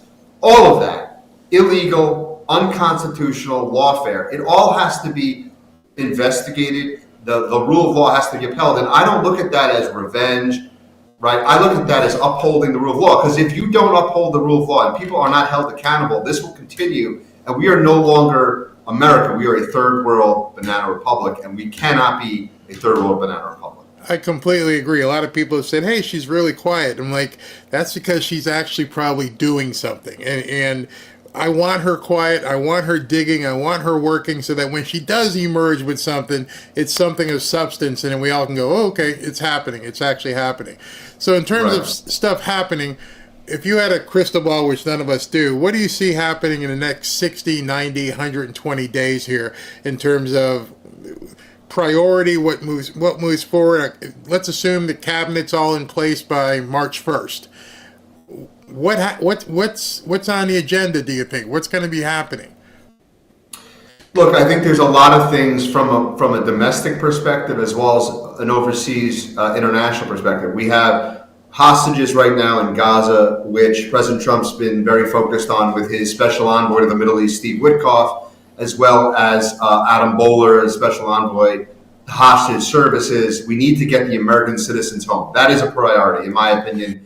From an overseas perspective, I think you're going to see that happen over the next 30 to 45 days. You saw President Trump made a statement yesterday about how if those hostages are not home by Saturday, and he said all of them, all hell will break loose. And I think all hell breaking loose means he will unleash Netanyahu and allow him and support him in whatever he needs to do to take care of these Hamas terrorists. There's no negotiating with terrorists. So I think you'll see a lot on that front from an international perspective. I think on the domestic perspective, I think DOGE will continue to disseminate information to the American people. What I think is interesting about this approach, I think that what Trump and Trump 2.0 White House is looking at, and Elon Musk is looking at, is let's disseminate all this information and transparency to the American people. And by the way, I think this will be the approach with Pam Bondi and Kash Patel as well. This is only my own hunch and my own opinion, but I think what's happening is because the media is 98% in the Democrat corner, the mainstream media that is, I think that the idea is to get as much information to the American people, disseminate all the information unredacted, allow the American people to see how corrupt their government has been, how corrupt the Biden administration is, how corrupt the Obama administration was, what all these hoaxes were about, disseminate all that information into the court of public opinion, and then get the pressure of the American people to bear down on the government, to hold the government accountable. That's what I think is happening. I think you're going to see that from an Elon Musk Doge perspective.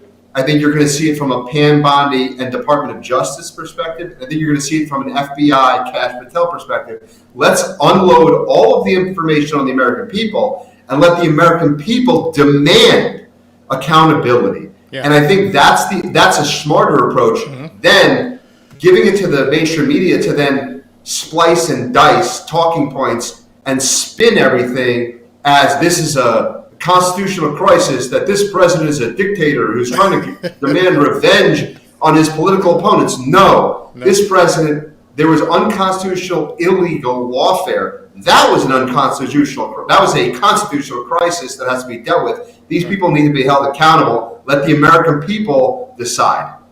Hey, you're right. And I say that to people 10 times a show. Get out there, disseminate the information, do anything you can. You may not realize you got 10 followers. That's 10 people you can talk to. Just keep putting the information out there. So in closing, because I know you got to go, this is just a personal question. Does this man sleep? I mean, it just seems like he's constantly working. From your time around him, how does he do it? How does he just seem like he has energy beyond 2 or 3 men? The one thing I can tell you is that if you look at the White House at 4 a.m., there's a little light in the corner. Yeah, that's President Trump. But the real answer to your question is the air that you and I breathe, that's our oxygen. That's our oxygen. That's how we live. President Trump's oxygen is stress. He loves stress. He is good under stress. He is good under fire, no pun intended. And that's what you saw on display in Butler, Pennsylvania. Yeah. What man gets shot at, doesn't know where the shooter is, how many shooters there are. He's potentially about to become, again, the most powerful man in Western civilization or the world, and stands up, throws his fist up in the air and screams, "Fight, fight, fight." That's not just courage. That's a man who understands his position is incredibly important to saving this country, and he understands what's at stake. I truly believe that, and I think that there was a level of divine intervention here. I'm not a very spiritual person. I became more spiritual in the last couple of months, years. But I will tell you that this man lives and breathes off of stress and high stress positions and situations, and I think that is on display, as you can see. You know what was funny? When all of that happened, he, like you said, he put up fight, fight, fight. A lot of people missed the other detail that shows you he lives for this. Is because they were getting ready to rush him off, and he goes, "Wait a second, gotta get my shoes." and I think, wait, dude, they're shooting at you. The shoes can stay. You can buy another pair. And he's like, "Wait, gotta get my shoes." And I'm like, who has that kind of fortitude to say, "Stop, I'm getting my shoes"? Yeah, I already did the fight, fight, fight thing, but I want my shoes too. Well, Jason, thank you very, very much. Love to have you back at any time. Your insight is welcome, and I can tell people, you exposed something and told us something a little bit more about what goes on with the inside and what goes on with demand. So I thank you for taking the time out of your day to show up and come on here. Thank you very much. Thank you for having me, Barry. All right, bye-bye. All right, guys, that was Jason Meister. You can, what was his handle? At Jason_Meister, Meister. And you can, just follow him, give him a heads up, say thank you for coming on. I love these guests that we get because it's a different perspective. Stuff that we the thing I gleaned from that is that one party's like, we breathe oxygen, Trump breathes stress, and that's how he's able to continue with doing what he's doing. So that's pretty awesome, very, very awesome. So I want to get to the next part of the show so I don't keep you guys here all day. I've got some additional videos I have to play for you. You're going to like this. This is some things that show you where things may be headed. Take a look at this. As I said last week, the Democratic Party is in a completely different place right now. There's no identified leader of the party. They don't have a clear vision. They seem rudderless. In hopes of finding themselves, they've latched onto this new shiny object called the rule of law. Well, we'd like to welcome them to the concept. It would be admirable if they hadn't spent the last 4 years with their heads buried in the sand while Biden literally trampled over the rule of law with no objection. In fact, many Democrats cheered that lawlessness, like when the Biden administration unconstitutionally forced the middle class to pay the student loans of doctors and lawyers, when they illegally mandated that private companies implement vaccine requirements, when they radically rewrote Title IX to undermine women's rights. Those things were actually illegal, and the Democratic Party cheered it. They didn't oppose it at all. President Trump, by contrast, is taking legitimate executive action to root out waste, fraud, and abuse in all these federal programs. That's what the American people demand and deserve. That's what they voted for. They voted for a real analysis and a real change, transformational kind of change in the way the federal government works. And the only people who take issue with it are these same congressional Democrats who never before had any issue with unelected staff or even bureaucrats running the White House for the last 4 years. That's not what's happening here. The president has empowered his new cabinet secretaries and the DOGE effort and all of these branches, divisions in the executive branch of government to go and find where the abuses have taken place. And every time something new is unearthed and uncovered and we share it with the people, they applaud that this has been discovered, and they want us to keep going, and that's what's going to happen. I met with Elon yesterday about this to get an update, and to me, it's very exciting what they're able to do, because what Elon and the Doge effort is doing right now is what Congress has been unable to do in recent years because the agencies have hidden some of this from us. There's a lot of oversight activity that goes on around here all the time, you all know, but when duly elected representatives of the people request information to find all of these abuses and it's not turned over to us, what it takes is an actual audit of the systems and the files themselves that are often hidden from Congress. That's what you're seeing right now. And that's why this is so exciting. They're uncovering things that we have known intuitively have been there, but we couldn't prove it. Now the proof is being provided, and no one can argue the counter to that. So stay tuned. There's a lot more to come. And I think that the courts should take a step back and allow these processes to play out. What we're doing is good and right for the American people. What Doge is doing is making sure that your taxpayer dollars, all of us, are spent in the way that they're intended to be spent, and that they're in America's interest, and they're financially responsible with the precious taxpayers' money. We have a $36 trillion federal debt, and we have got to get a hold of these things. You're going to see it reflected in the reconciliation package as it comes forward. You're going to see it reflected in appropriations as we go forward, and you're going to see it in these efforts to cut the waste, fraud, and abuse. And we think the final number on that is going to be substantial and a game changer in Washington for the country. The only thing I care. Now, what's interesting as you listened to that, and I wanted to play through, is that was a press conference. And the reporters in the audience just seemed stunned. They just seemed to have no response. Just like the Democrats, they just seemed to have this blank stare about them, knowing that I can't ask any questions. You see, when you're with the press and you don't have the ability or desire to ask questions to get the answers, then are you really the press? You see, this is why it's smart that Caroline Leavitt and Trump are putting, alternative media into the media room or the press room, is because they know that the people sitting there are not going to ask the right questions. All they want to do is find out information for their blog or for their article that they're working on, and the news is going too fast and they can't keep up.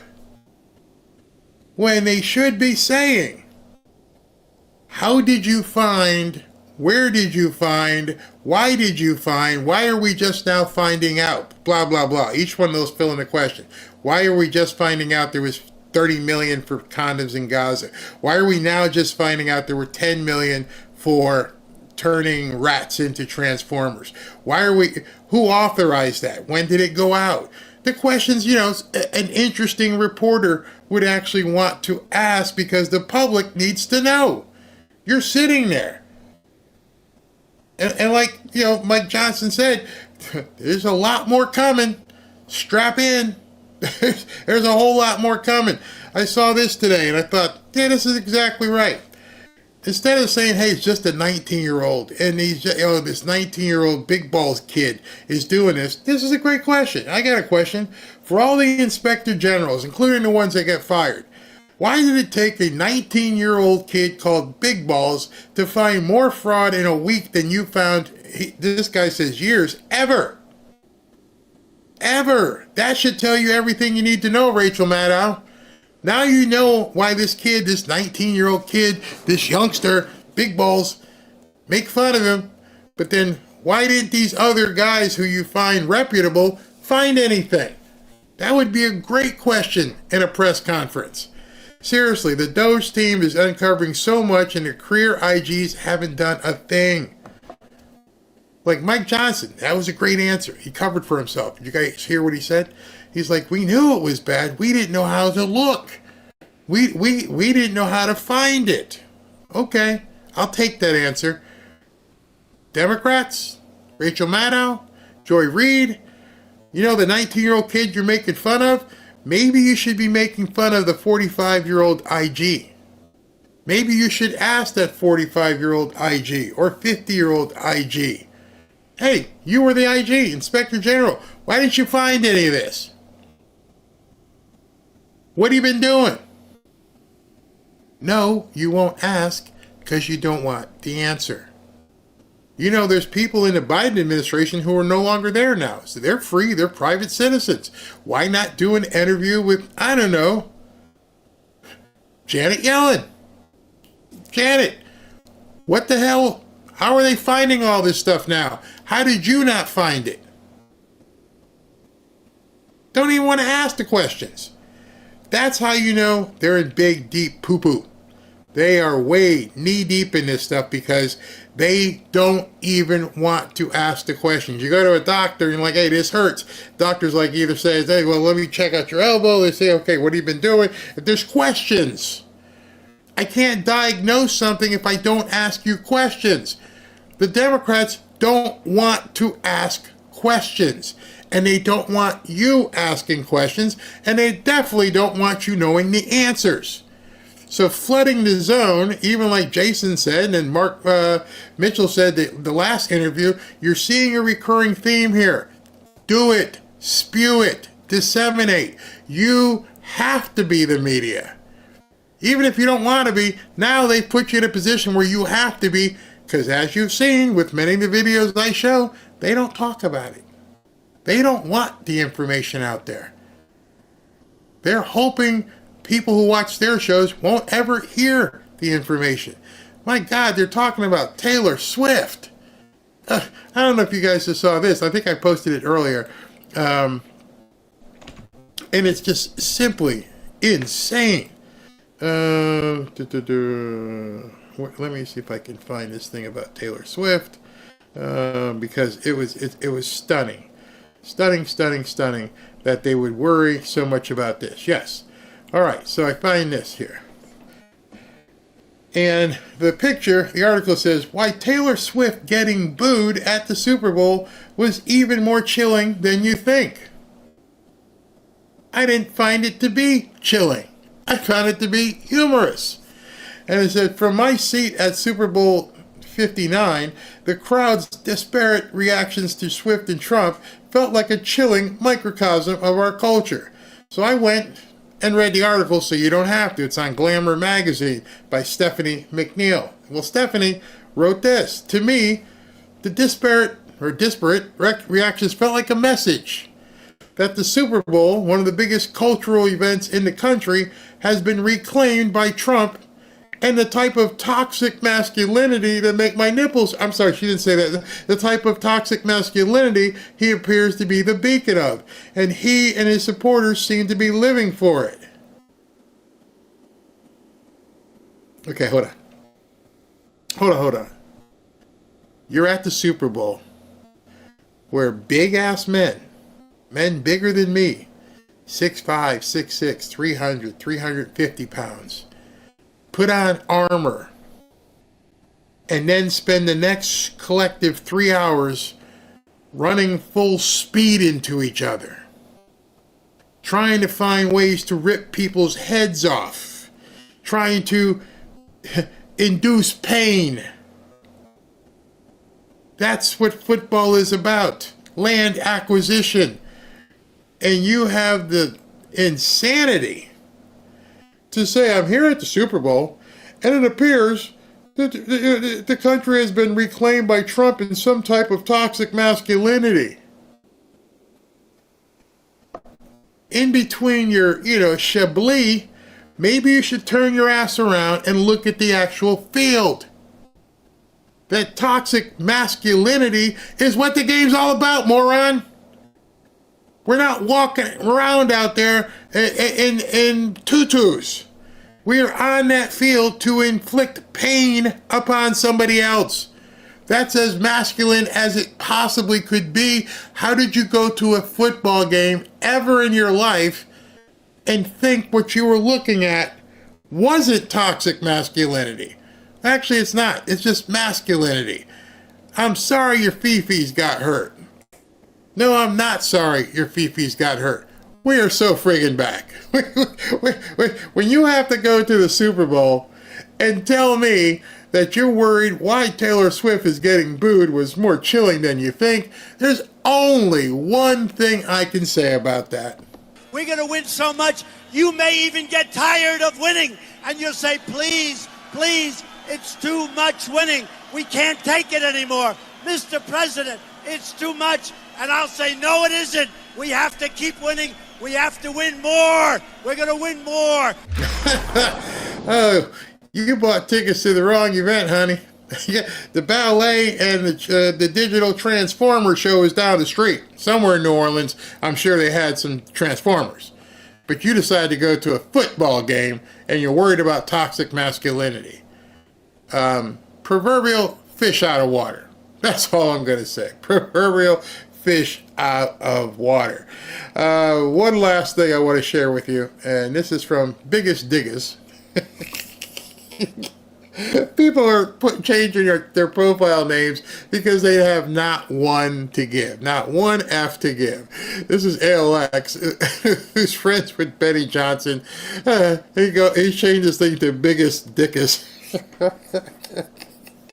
Oh, I saw that. I'm like, I don't even know if I can show this. But anyway, breaking, the House Oversight Committee announces a task force on the declassification of federal secrets, led by Representative Anna Paulina Luna, focused on 9/11 files, Jeffrey Epstein files, JFK, RFK, and MLK Jr. assassinations, the Ovid of C-19, and UFOs. Oof, that's covered a lot of land there. That's seriously covering a lot of stuff. So I'm glad she's having this, because now it's starting to also bubble up that something's about to break.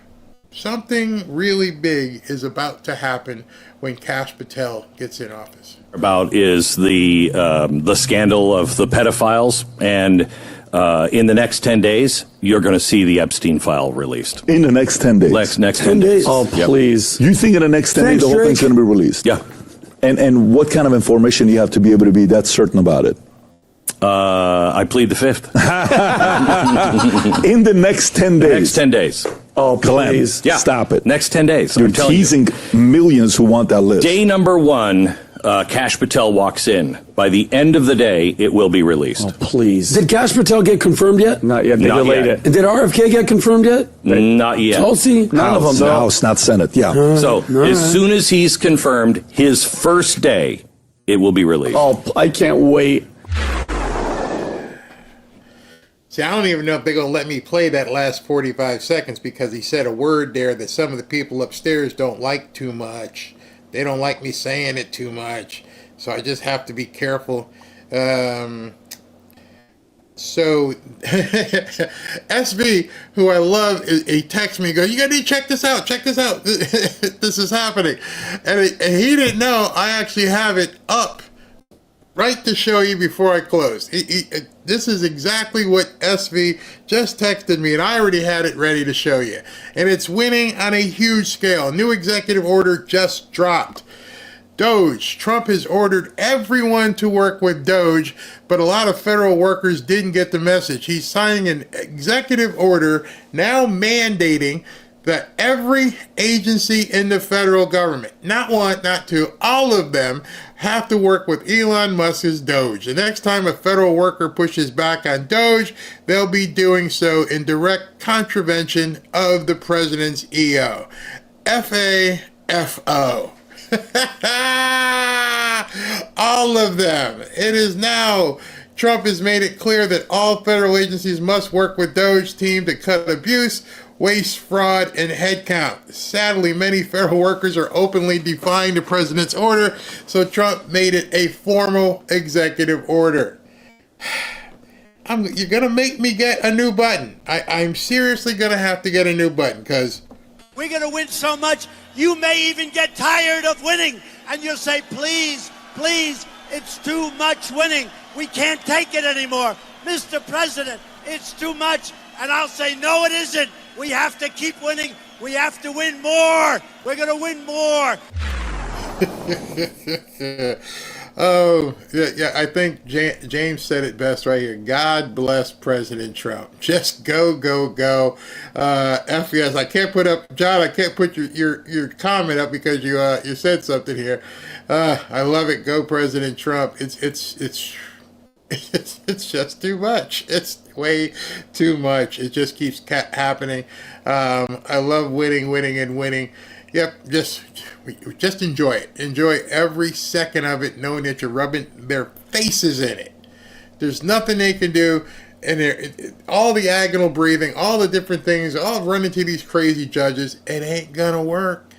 The people know. And again, as Jason said and others have said, there's just too much. You're still fighting basically Friday's information. And then today you got to deal with this. And then tonight you're going to have to deal with this. And then when Kash Patel, and then Tulsi Gabbard. By the way, do I need to go live at midnight so we can watch Tulsi Gabbard get in? I mean, let me know. I will if you want me to. I'll set the alarm and get up, and we can celebrate Tulsi Gabbard getting confirmed if that's something you care about. I know you care about it, but you know what I mean. Yes, there are over 400 agencies. They're about to find some stuff these people don't want to find. Oh, it's going to be crazy. Absolutely, absolutely. World record for executive orders. Yeah, it's been a couple weeks. It's crazy. All right, so we're going to go tonight at 8 o'clock. Amira says, yes, Barry, go live tonight. Oh, look at yes, I'll be up. Oh, you guys are funny in here, so please pray everyone for this president. All right, so let me see. I'll let you know if I go live tonight at midnight. Maybe I'll just let it run on its own so you guys can see. We'll see. I'll try to notify everybody, but I will be here at 8 o'clock, and I probably have the video of Trump signing the executive orders, and then we can talk about all the stuff that's happening there. This is too much. It's so much fun doing this. Like Jason said, Trump feeds off of stress. I just feed off the winning. I don't feel stressed. I'm like, oh, this is fantastic. This is fantastic. All right, let me do some super chats, and then we'll get into the after party after I run everything. All right, well, before I do that, let me go ahead and let you guys know about this. We are probably going to hit 15,000 people in the group. Excuse me, in the next couple of days. So before I tell you, as you can see, go to fanfareshop.org/group to join. What I have to tell you, because I got another email, actually it was Ashley. It was like, I got charged to join the group. No, you didn't get charged to join the group. Joining the group is free. It will always be free. There will never be a charge. Don't go to my personal profile. If you want to join the group, you got to go to this URL. If you go to my personal profile, I have a subscribe button, which is different than this private group. It's completely different. Go to fanfareshop.org/group, and it will take you to the specific free private group. All right. Next up, if you want to win a hoodie tonight, go to fanfareshop.org and put your information in, and we're going to be giving out, as usual, 3 hoodies this evening. So, that being said, now let me get to the super chats. Mel Porter, thank you. Go President Trump, thank you for winning. Absolutely. Sherry Clem, Barry, these orcs don't even know they're in a losing cult. What are they going to do when Hillary comes around with cups of Kool-Aid? Oh man, they are. They really don't know. Useful idiot. What is amazing is that Elon can go into each one of these agencies, figure all this stuff out in like 4 days. I'm going to tell you something right now that nobody's going to tell you. They already been in there. I'm just telling you, they've had access, and these guys are so good. They've already been in there. Now they're just now it's just time to let other people know we're going to do it. Again, by the time you see the iceberg, it's too late. You're hitting the iceberg. By the time he's telling you, here's my executive order, wink, wink, to go look at the other agencies, wink, wink, it's too late. You've already gone past the speed test. The cops already got you on radar.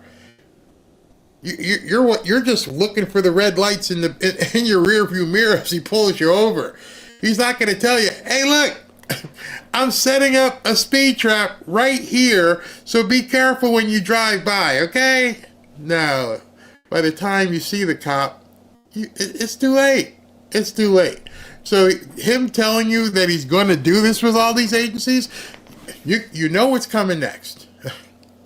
Oh my God, Trump's gonna look at whatever agency, and they're gonna complain, and they're gonna run to the media, and they're gonna protest, and he's playing them like fiddles. I've already gone through it. I already have the authority. I'm just letting you know because I want to see you dance and prance and fall over yourself. He said it. We caught him. We have everything. And then he said, everything will be revealed. They didn't trust this man was doing what he said. Get your wood chippers, folks. Oh my God, that's too funny. SB says that Doge and Trump have now cut $900 million from the Department of Education. Toynette Fortune. Love you, Barry. Keep it going. Thank you, Foynette. It's too funny. It's just too funny how this keeps happening. But you have to realize that there's no way I'm telling you I'm going to do something until after I've already done it. Dorothy Martin, thank you very much. Jeremy Hughes, do we have a Ray Finkel in this movie? See, now you're going to make me go figure out who Ray Finkel is. Hey, Tommy, how you doing? Hope you're feeling better. Burgermeister Burger, Mr. 101, he's on our side. Yeah, that's good. We'll talk. Come on, no MAGA. Excuse me. Tarek Garakani, while President Trump is absolute God-sent person, he's here to save America and a lot of good people. You notice something that Jason said? And I hadn't really thought of it too much, but July 13th touched so many people. And it brought so many people to realize, yeah, there is a God. And it struck me when he said it. We're doing the interview, and he's like, I was never, a spiritual person, but then it happened. And I realized there's no answer why this man is alive. And so if I'm an intelligent person, and I always have tried to find a reason for things, and now I can't find a reason, there's nothing I can answer as to how this man is still alive. Wind? No, it's not wind. Distant? No, it would have made his head explode right on television. So how did it happen that he just happened to avert? And people got brought to the Lord during that. I'm positive. Bruley, hey man, thank you. Back when I joined the RNC, I saw this day coming. It's because of you patriots that it's happening. Yes, and keep pushing. I'm going to keep on you. You got to keep pushing. Ruth McGurty, with impeccable vocabulary, you treat your audience and country with the same dignity and respect Trump does. Wow. Thank you very much. My wife will be proud. Benedetto Salerno, what would happen if F. Putin said tongue God? I don't understand. If Putin's going to want it, Putin's going to do it as well. I mean, he doesn't want an ongoing war, and they'll make it beneficial to him as well. Jeff 26, they can't stop the pushback from 70% of the American citizenry. Yep, that's exactly it. They can't do it. Tom Novo, we look forward to every single one of your shows. God bless. Thank you very, very much. Roger Key. Barry, your hat has to say Trump 2028 and remember who suggested it. So you want me to get a Trump 2028 hat. Okay. I might have to look into that. That would be interesting. I can't even believe he would run again, but yeah. Brian White, Mega Dittos Barry, Fly Over Americas, thank you. Sir Rush would be proud. Thank you very much. Many people have forgotten the Mega Dittos. Terhara Garakani, thank you, Barry. I love this president. We did not have any president like President Trump for decades. He's godsend. Yeah. Patricia Franklin, how about a class action lawsuit to get our taxes back? That would be interesting. Find an attorney that would file that. James Grace, thanks, Barry. Mike from Iowa, thank you very much. Will Smith, my Barry and family, thank you for all your prayers. I'm no longer homeless, and I'm living in Oklahoma, the most red state. Thank you. Awesome, Will. Very, very cool. Very cool, Will. Congratulations. Congratulations. God bless you. Do me a favor. Send an email to showmail@fanfareshop.org. We'd like to get you a homecoming, home warming. What's it called? housewarming present. Steve Cleveland, thank you very much. Bruley again. Thank you as always. Thank you, Barry, and your mods for everything you do. It's amazing, a huge difference. Thank you. Thank you very much. And they do so much. They do so much. Vile, thank you. Hot rods and 4x4s. Barry, you could be on for 12 hours straight and I'd be... Oh, that warms my heart. Thank you very much. So Maddow, board on a fourth. So Maddow doesn't like a 19-year-old genius in government, but a president with dementia is acceptable. How does that make sense? That and a vice president who is just throwing up all over herself. I mean, that's crazy. But you're absolutely right. Let's see here. Let me go back up top. Fume drummer, malicious compliance. Restore the web pages, but don't have any links to them. That would be funny. And mess up the back code so Google doesn't index it. Ann Marino, Georgia Stone said 500,000 peeps on Earth. Wow. That's all they wanted? Oh my goodness. Patsy McClure, biblical things happening in the world, so we shouldn't be shocked. Agreed. Maggie Butler, being forced to pay for leftist crap is unconstitutional. The government can't favor one side or the other. It just burns my biscuits. I was even thinking, in regards to that, what if Doge cut the funding for some of the judiciary? Because now, federal judiciary is going to have to get audited too. Ooh, this might get real interesting. Oh, it may get very interesting. American Patriot, thank you, sir. I live in Massachusetts. All 11 representatives and both senators refuse to take calls from constituents that are Republicans and conservatives. The problem, yeah, I lived in Connecticut. I know what you're saying. Whoa, James Gaynor. Great work, Barry. Thank you for all of your hard work. Wow. Wow, James. Wow. Thank you very, very, very much. Oh, man. Thank you. You people are so generous. So generous. Dark Paradox. Barry, you are 10 times the political analyst of any talking head out there. The Rush Limbaugh of this generation. Y'all gonna make me cry. I'm serious, man. This is you know, I talk to Robin. Robin says sometimes, you know, people like, you keeping grounded with what's going on? Yeah. I have a wife, and make sure I stay grounded. Master Cylinder. Watched Alan Dershowitz, Trump versus Courts on YouTube last night after the post show. Compares DJT to Thomas Jefferson. Wow. I might have to go look that up. Thank you. Benedetto Salerno, still waiting for a refund from the IRS last year. So they take your money, but they don't want to give you your money back. Crazy. Thank you, Fume Drummer. I can't see the family resemblance between Jesse Waters and his grandmother Maxine. Is it just me? Jesse's going to kill you. Clara Rochado, thank you, Barry, for keeping us informed. Thank you very much for watching. Rob L., there's a chain of command on how this money is distributed. Let's find out who these people are that gave the approval of these funds to be distributed. And just broadcast it all. Tell us, everybody who's been doing this stuff, why shouldn't we know how much? Obviously, the media doesn't want us to know. They don't even want us to even look into this. Demon of Cybertron again, thank you.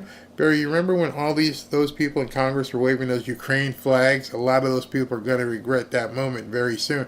Not only the little flags. Remember when Nancy Pelosi put the Ukraine flag over the podium? Heresy.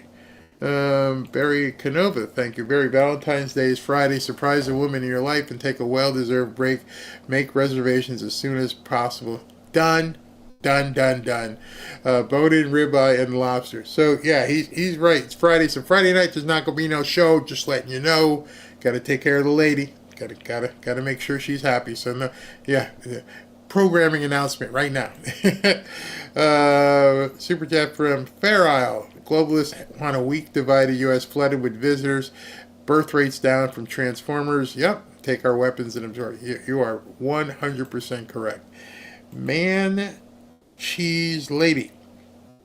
Where was the Democratic outrage when the kids were dying of exposure because FEMA left them in tents in the winter? Shh, you're not supposed to tell the truth. You're supposed to keep that, under wraps. Kaylina M. Jabari, you should try to get Lindy Lee on the show. She was a fundraiser for the Dems. They shunned her, and she is now on MAGA. Well, Ashley has been looking into Lindy Lee. And I have seen some things. What can I say? The interview may not be like she'd want it to. I would ask some pointed questions.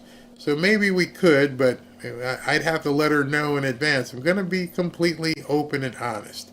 Master Cylinder, orange jump shoots, not pink slips. Yes, they're firing the lady from FEMA today. It sounds good and everything, but I would much rather at the next stage come where she gets put in jail. You just blew 50 million of American people's money, and you don't think there's any repercussion to that? Nah, we're going to talk. We're going to have to talk. Tommy Radcliffe, and the Dems and USAID were hided forever or go bust. They never saw this coming. And it's funny how Halpern covered so much but didn't know anything. I don't think none of us knew. I will never say that I saw that this was all coming. I knew they were crooked, but to this degree, no, never knew. Jeff 26, Democrats won't touch this because nothing they can say will defend what they are doing. It's taxpayers' theft plan and simple. Yep. And the media, they've hoarded themselves out. Navajo and Christ, millions going elsewhere to help the reservations. Yes. Navajo, I'm with you in that regard. There are too many people in this country. Too many people in this country that need help. Donna, not bored at all. Feed me more and more. And thank you, Barry. Also, thank you to your wife and staff. Thank you very, very much. Planet Fatness. It's 2024 all over again with Joe's mental health. I think you're referring to all these Democrats that just have been losing it. I mean, seriously been losing it. Let me make sure I'm on the right page. Okay, one more click here. I think this should get it. Kat says, when will cash be confirmed? Per Glenn Beck this morning, Epstein list. Yeah, I just showed you that. You put this up a while ago. Yeah, it's coming. They're slow walking it, but they can't stop what's coming. They cannot stop what's coming. George Rivera Berry, your info and analysis is awesome, but most times I have to watch the replays. Dude, you're killing my beauty sleep. That's too funny. Wait a minute, did I just get another text from one of these guys? Either Ashley or SV usually hit me up again. Folks are saying that Elon is speaking right now at the White House. Let me see if I can bring that in, if he is. Hold on.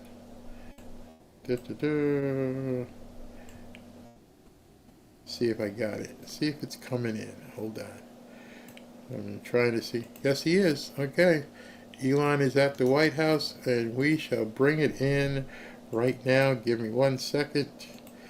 Actually, I guess Trump must be doing the executive orders right now. So, hold on 1 second. Let's go ahead and see if we can't pull this in. Okay, hold on. Successful guy. That's why we want him doing this. We don't want an unsuccessful guy doing this. Now, one thing also that Elon hasn't really mentioned are the groups of people that are getting some of these payments. They're ridiculous. And we're talking about billions of dollars that we've already found. We found fraud and abuse. I would say those two words as opposed to the third word that I usually use, but in this case, fraud and abuse. It's abusive because most of these things are virtually made up, or certainly money shouldn't be sent to them. And you know what I'm talking about. It's crazy. So, but we're talking about tens of billions of dollars that we've already found.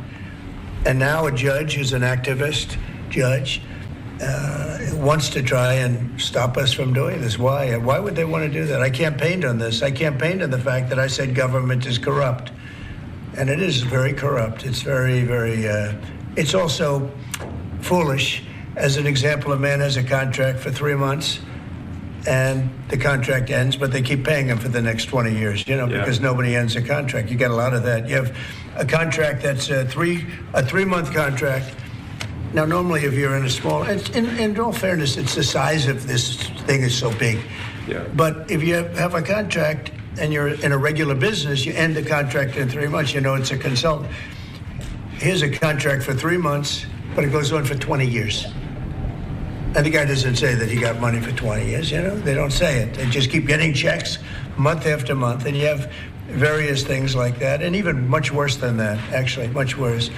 And I guess you call that incompetence, maybe. Yeah. It could be corruption. It could be a deal's made on both sides, where the guy gets the money, he kicks. I think there's a lot of kickback here. I see a lot of kickback here. There's a lot of kickbacks. Tremendous kickback, because nobody could be so stupid to give out some of these contracts. So he has to get a kickback. So that's what I got elected for, that and borders and military, and a lot of things, but this is a big part of it. And I hope that the court system is going to allow us to do what we have to do. We got elected to among other things, find all of this fraud, abuse, all of this horrible stuff going on. And we've already found billions of dollars, not like a little bit, billions, many billions of dollars.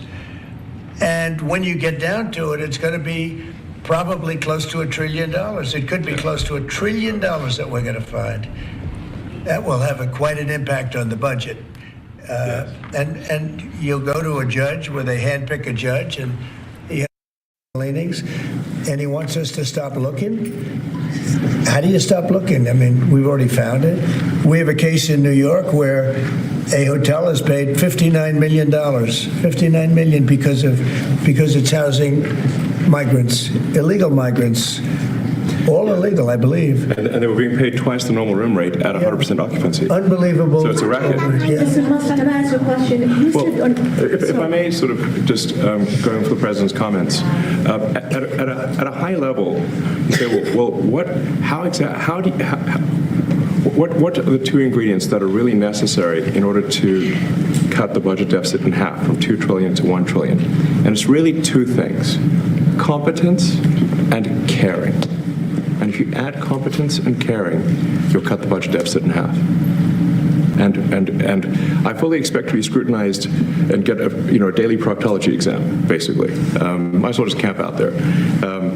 So it's not like I think I can get away with something. I'll be scrutinized nonstop. But with the support of the president, we can cut the budget deficit in half from $2 trillion to $1, and then with deregulation, because there's a lot of sort of regulations that don't ultimately serve the public good.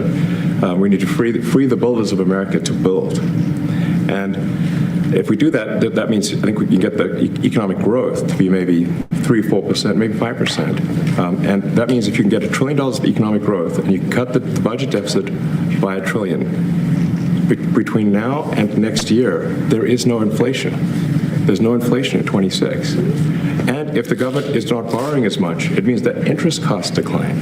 So the mortgage, their car payment, their credit card bills, anything, their student debt, the monthly payments drop. That's a fantastic scenario for the average American. I mean, imagine they're going down the grocery aisle and the prices from one year to the next are the same, and their mortgage, all their debt payments dropped. How great is that for the average American? We had no idea we were going to find this much. And it's open. It's not like complicated. It's not simple stuff. It's like, a lot of work. Yeah. We can't believe it. A lot of work, a lot of smart people involved, very, very smart people. But you're talking about anywhere, maybe $500 billion. It's crazy the kind of numbers you're talking about. Normally when you're looking at something, you'll find you're looking for 1 out of 100. Here, you're almost reversing it. You look for one that's good. Yeah. And you can look at the title. and you say, why are we doing this? Why are we doing that? And the public gets it. You know, the public gets it. You've seen the polls. The public is saying, why are we paying all this money? This for years, this has gone on. President Trump, Yeah, go ahead. Wait, go ahead. Senator Rand Paul today said that DOJ cuts will ultimately need a vote in Congress. Do you agree with that? Is that the plan? I really don't know. I know this. We're finding tremendous fraud and tremendous abuse. If I need a vote of Congress to find fraud and abuse, it's fine with me. I think we'll get the vote, although there'll be some people that wouldn't vote. And how could a judge want to hold us back from finding all of this fraud and finding all of this incompetence?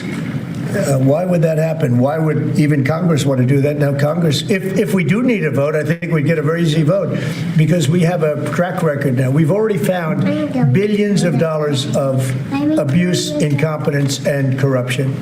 A lot of corruption. If a judge does block one of your policies, part of your agenda, will you abide by that ruling? Will you comply? Well, I always abide by the courts, and then I'll have to appeal it. But then what he's done is he slowed down the momentum, and it gives crooked people more time to cover up the books.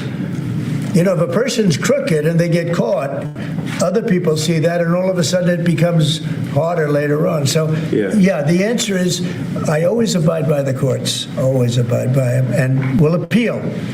But appeals take a long time, and I would hope that a judge, if you go into a judge and you show him, here's a corrupt situation, we have a check to be sent, but we found it to be corrupt. Do you want us to send this corrupt check to a person, or do you want us not to give it and give it back to the taxpayer? I would hope a judge would say, don't send it, give it back to the taxpayer. Yeah, if I can add to that, what we're finding is that a bunch of the fraud is not even going to Americans. So I think we can all agree that if there's going to be fraud, it should at least go to Americans. But a bunch of the fraud rings that are operating in the United States and taking advantage of the federal government, especially in the entitlements programs, are actually foreign fraud rings. They're operating in other countries and actually exporting money to other countries. We should stop that. And this is big numbers. We're about $100 to $200 billion a year. Sure. Serious money. Mr. Musk, you said on X that an example of the fraud that you have cited was $50 million of condoms was sent to Gaza. But after fact-check this, it apparently Gaza in Mozambique, and the program was to protect them against HIV. So can you correct the statements? It wasn't sent to Hamas, actually. It was sent to Mozambique, which makes sense why condoms was sent there. Yeah. And how can we make sure that all the statements that you said were correct, so we can trust what you say? Well, first of all, some of the things that I say will be incorrect and should be corrected. So nobody's going to bat 1,000. I mean, we will make mistakes, but we'll act quickly to correct any mistakes. I'm not sure we should be sending $50 million worth of condoms to anywhere, frankly. I'm not sure that's something Americans would be really excited about. And that is really an enormous number of condoms, if you think about it. But if it went to Mozambique instead of Gaza, I'm like, okay, that's not as bad, but still, why are we doing that? Mr. Musk, can you talk a little bit about how closely you're working with agency heads as you're directing these cuts? Do they have how much input do agency heads have when you're making these decisions? Yeah, we work closely with the agency heads, yeah, so there are sort of checks in place. So it's not us just going in and doing things willy-nilly. It's in partnership with the agency heads, and I check frequently with the president to make sure that this is what the president wants to have happen. So we talk almost every day, and I double check things to make sure, is this something, Mr. President, you want us to do this? Then we'll do it. USAID has been one of your main targets.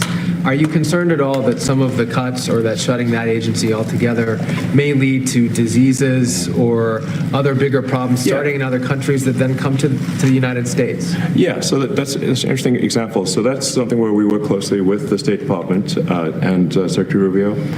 And we have, for example, turned on funding for Ebola prevention and for HIV prevention. Left that, you said? Yes, correct. And we are moving fast, so we will make mistakes, but we'll also fix the mistakes very quickly. So do you think that's a worthy cause, USAID? I think that there's some worthy things, but overall, if you say what is the bang for the buck, I would say it was not very good. And there was far too much of what USAID was doing was influencing elections in ways that I think were dubious and do not stand the light of day. I just have to follow up to the Pentagon contracts. If you have received billions of dollars in contracts from the Pentagon, and the president's directing you to look into the Department of Defense, is that a conflict of interest? And are going to do at the president's request. Does that present a conflict of interest for you? No, because you'd have to look at the individual contract and say, first of all, I'm not the one, filing the contract. It's people at SpaceX or someone who will be putting for the contract. And I'd like to say, if you see any contract where where it was awarded to SpaceX and it wasn't by far the best value for money for the taxpayer, let me know, because every one of them was. The president said the other day that you might look at treasuries. Could you explain that a little bit? What kind of fraud, and that question goes to both of you, what kind of fraud are you expecting to see or do you see right now in U.S. treasuries? Yeah, I think you mean the Treasury Department as opposed to Treasury bills. Or you also referenced treasuries on Air Force One the other night. Go ahead. Well, as I mentioned earlier, really the first order of business is to make sure we're actually collecting. Sorry for this. Although my son might enjoy this, but he's sticking his fingers in my ears and stuff. So it's a bit hard to hear sometimes. Hey, stop that. The stuff we're doing with the Treasury Department is so basic that you can't believe it doesn't exist already. So for example, like I mentioned, just making sure that when a payment goes out, it has to have a payment categorization code. It's like, what type of payment is this? You can't just leave the field blank. Currently, many payments, the field is left blank. And you have to describe what's the payment for, some basic rationalization. That also is left blank. So this is why, the Pentagon, when's the last time the Pentagon passed an audit? I mean, a decade ago, maybe? Ever? Really? And we want to, just in order to actually pass audits, you have to have financial information that allows you to trace the payments. And once in a while, the Treasury has to pause payments if it thinks the payment is going to a fraudulent organization. If a company or an organization is on a do not pay list, we should not pay it. I'm sure you would agree. Like, if it's quite hard to get on that payment, the do not pay list, it means that this is someone that is just, it's like dead people, terrorists, known fraudsters, that kind of thing. We should not pay them. But currently we do, which is crazy. We should stop that. Many transactions. And by the way, hundreds, thousands of transactions like that. We have a big team. And for the sake of the country, I hope that the person that's in charge and the other people that report to me that are in charge are allowed to do the right thing, namely make sure everything's honest, legitimate, and competent. But we're looking at just, when you look at USAID, that's one. We're going to look at the military, we're going to look at education. They're much bigger areas. But the USAID is really corrupt. I'll tell you, it's corrupt. It's incompetent, and it's really corrupt. And I can't imagine a judge saying, well, it may be corrupt, but you don't have the right. You got elected to look over the country and to, as we say, make America great again, but you don't have the right to go and look and see whether or not things are right that they're paying or that things are honest that they're paying. And nobody can even believe this. Other people, law professors, they've been saying, how can you take that person's right away? You're supposed to be running the country, but we're not allowed to look at who they're paying it to and what they're paying. We have massive amounts of fraud that we caught. I think we probably caught way over a lot of billions of dollars already in, 2 weeks? Yes. And it's going to go to numbers that you're not going to believe. And much, as I said, much is incompetence and much is dishonesty. We have to catch it. And the only way we're going to catch it is to look for it. And if a judge is going to say you're not allowed to look for it, that's pretty sad for our country. I don't understand how it could even work. On the buyout program, can you personally guarantee that... Which one? The buyout program, the operative federal workers... Can you personally guarantee that the workers who opt in to resign now will be paid through September? They'll get their money, but they're getting a good deal. They're getting a big buyout. And what we're trying to do is reduce government. We have too many people. We have office space. It's occupied by 4%. Nobody's showing up to work because they were told not to. And then Biden gave them a 5-year pass, some of them, 48,000 of them, gave them a 5-year pass, that for 5 years you don't have to show up to work. And let me tell you, this is largely, much of this stuff is because of Biden. It's his fault. He allowed this country, what he did on our border.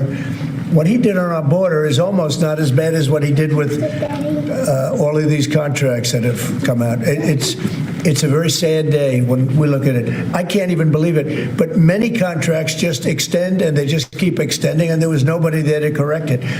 And that cannot be, I can't imagine that could be held up by the court.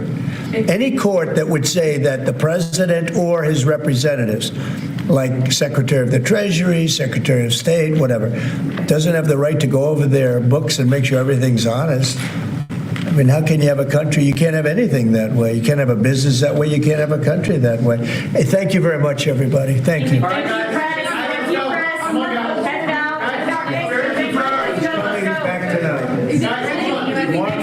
Will be at the White House tonight at about 10 o'clock. If you want to come over, you can say hello to him. Did you guys give anything in return? Not much. No, they were very nice. We were treated very nicely by Russia, actually. I hope that's the beginning of a relationship where we can end that war and millions of people can stop being killed. They've lost millions of people. They lost, in terms of soldiers, probably 1.5 million soldiers in a short period of time. We got to stop that war. And I'm interested primarily from the standpoint of death. We're losing all those soldiers. And they're not American soldiers, they're Ukrainian and Russian soldiers. But you're probably talking about 1.5 million. I think we got to bring that one to an end. Okay? Thank you. Thank you very much. Let's go. Thank you. 10 o'clock tonight at the White House. All right, guys. Thanks, everybody. Let's head out. Thank you. See you later. Fast. Okay. So, gotta check my notes here for a second. Checking the notes. So, Mr. Musk, you were wrong. We fact-checked you. The $50 million for condoms wasn't for Gaza. It was for Mozambique. Will you, apologize? I cannot believe that question came out of that woman's mouth. The 50 million... Is he still talking? Hold on. Looks like he decided to take some more questions. Wait a second. No, it's a repeat. The $50 million for the condoms wasn't for the Gaza. It was for Mozambique, to help the spread of HIV. I don't care if it went to clowns in Asia. I don't care if it was Cirque du Soleil. What in the hell are we spending $50 million on condoms for anybody? You're the media. Because you just found out and saw again, there is no media. It's all crock. It's a complete, utter clown show in the press. Just you have the opportunity to speak to the President of the United States and the richest man in the world, and that's the comment you had to say? Well, it's not for Gaza, it was for Mozambique. You were wrong. I don't give a shit what it was for. Oh, they're losing so bad they don't even realize they're losing. Wow. And I know y'all feel the same way. I'm like, I don't care who it's for. We shouldn't have been spending it. I have a couple late super chats, and I'm going to roll the outro. Oh, my goodness. Sorry, federal secrets declassification. Velta again. Luria is heading a federal secret task force. Luna is heading a federal secret task force. And that's Anna Paulina Luna we're going to be talking about. Caleb McIntosh, Barry, and Elon, what we got, just picked it up. Would have made heads explode on TV. Yeah.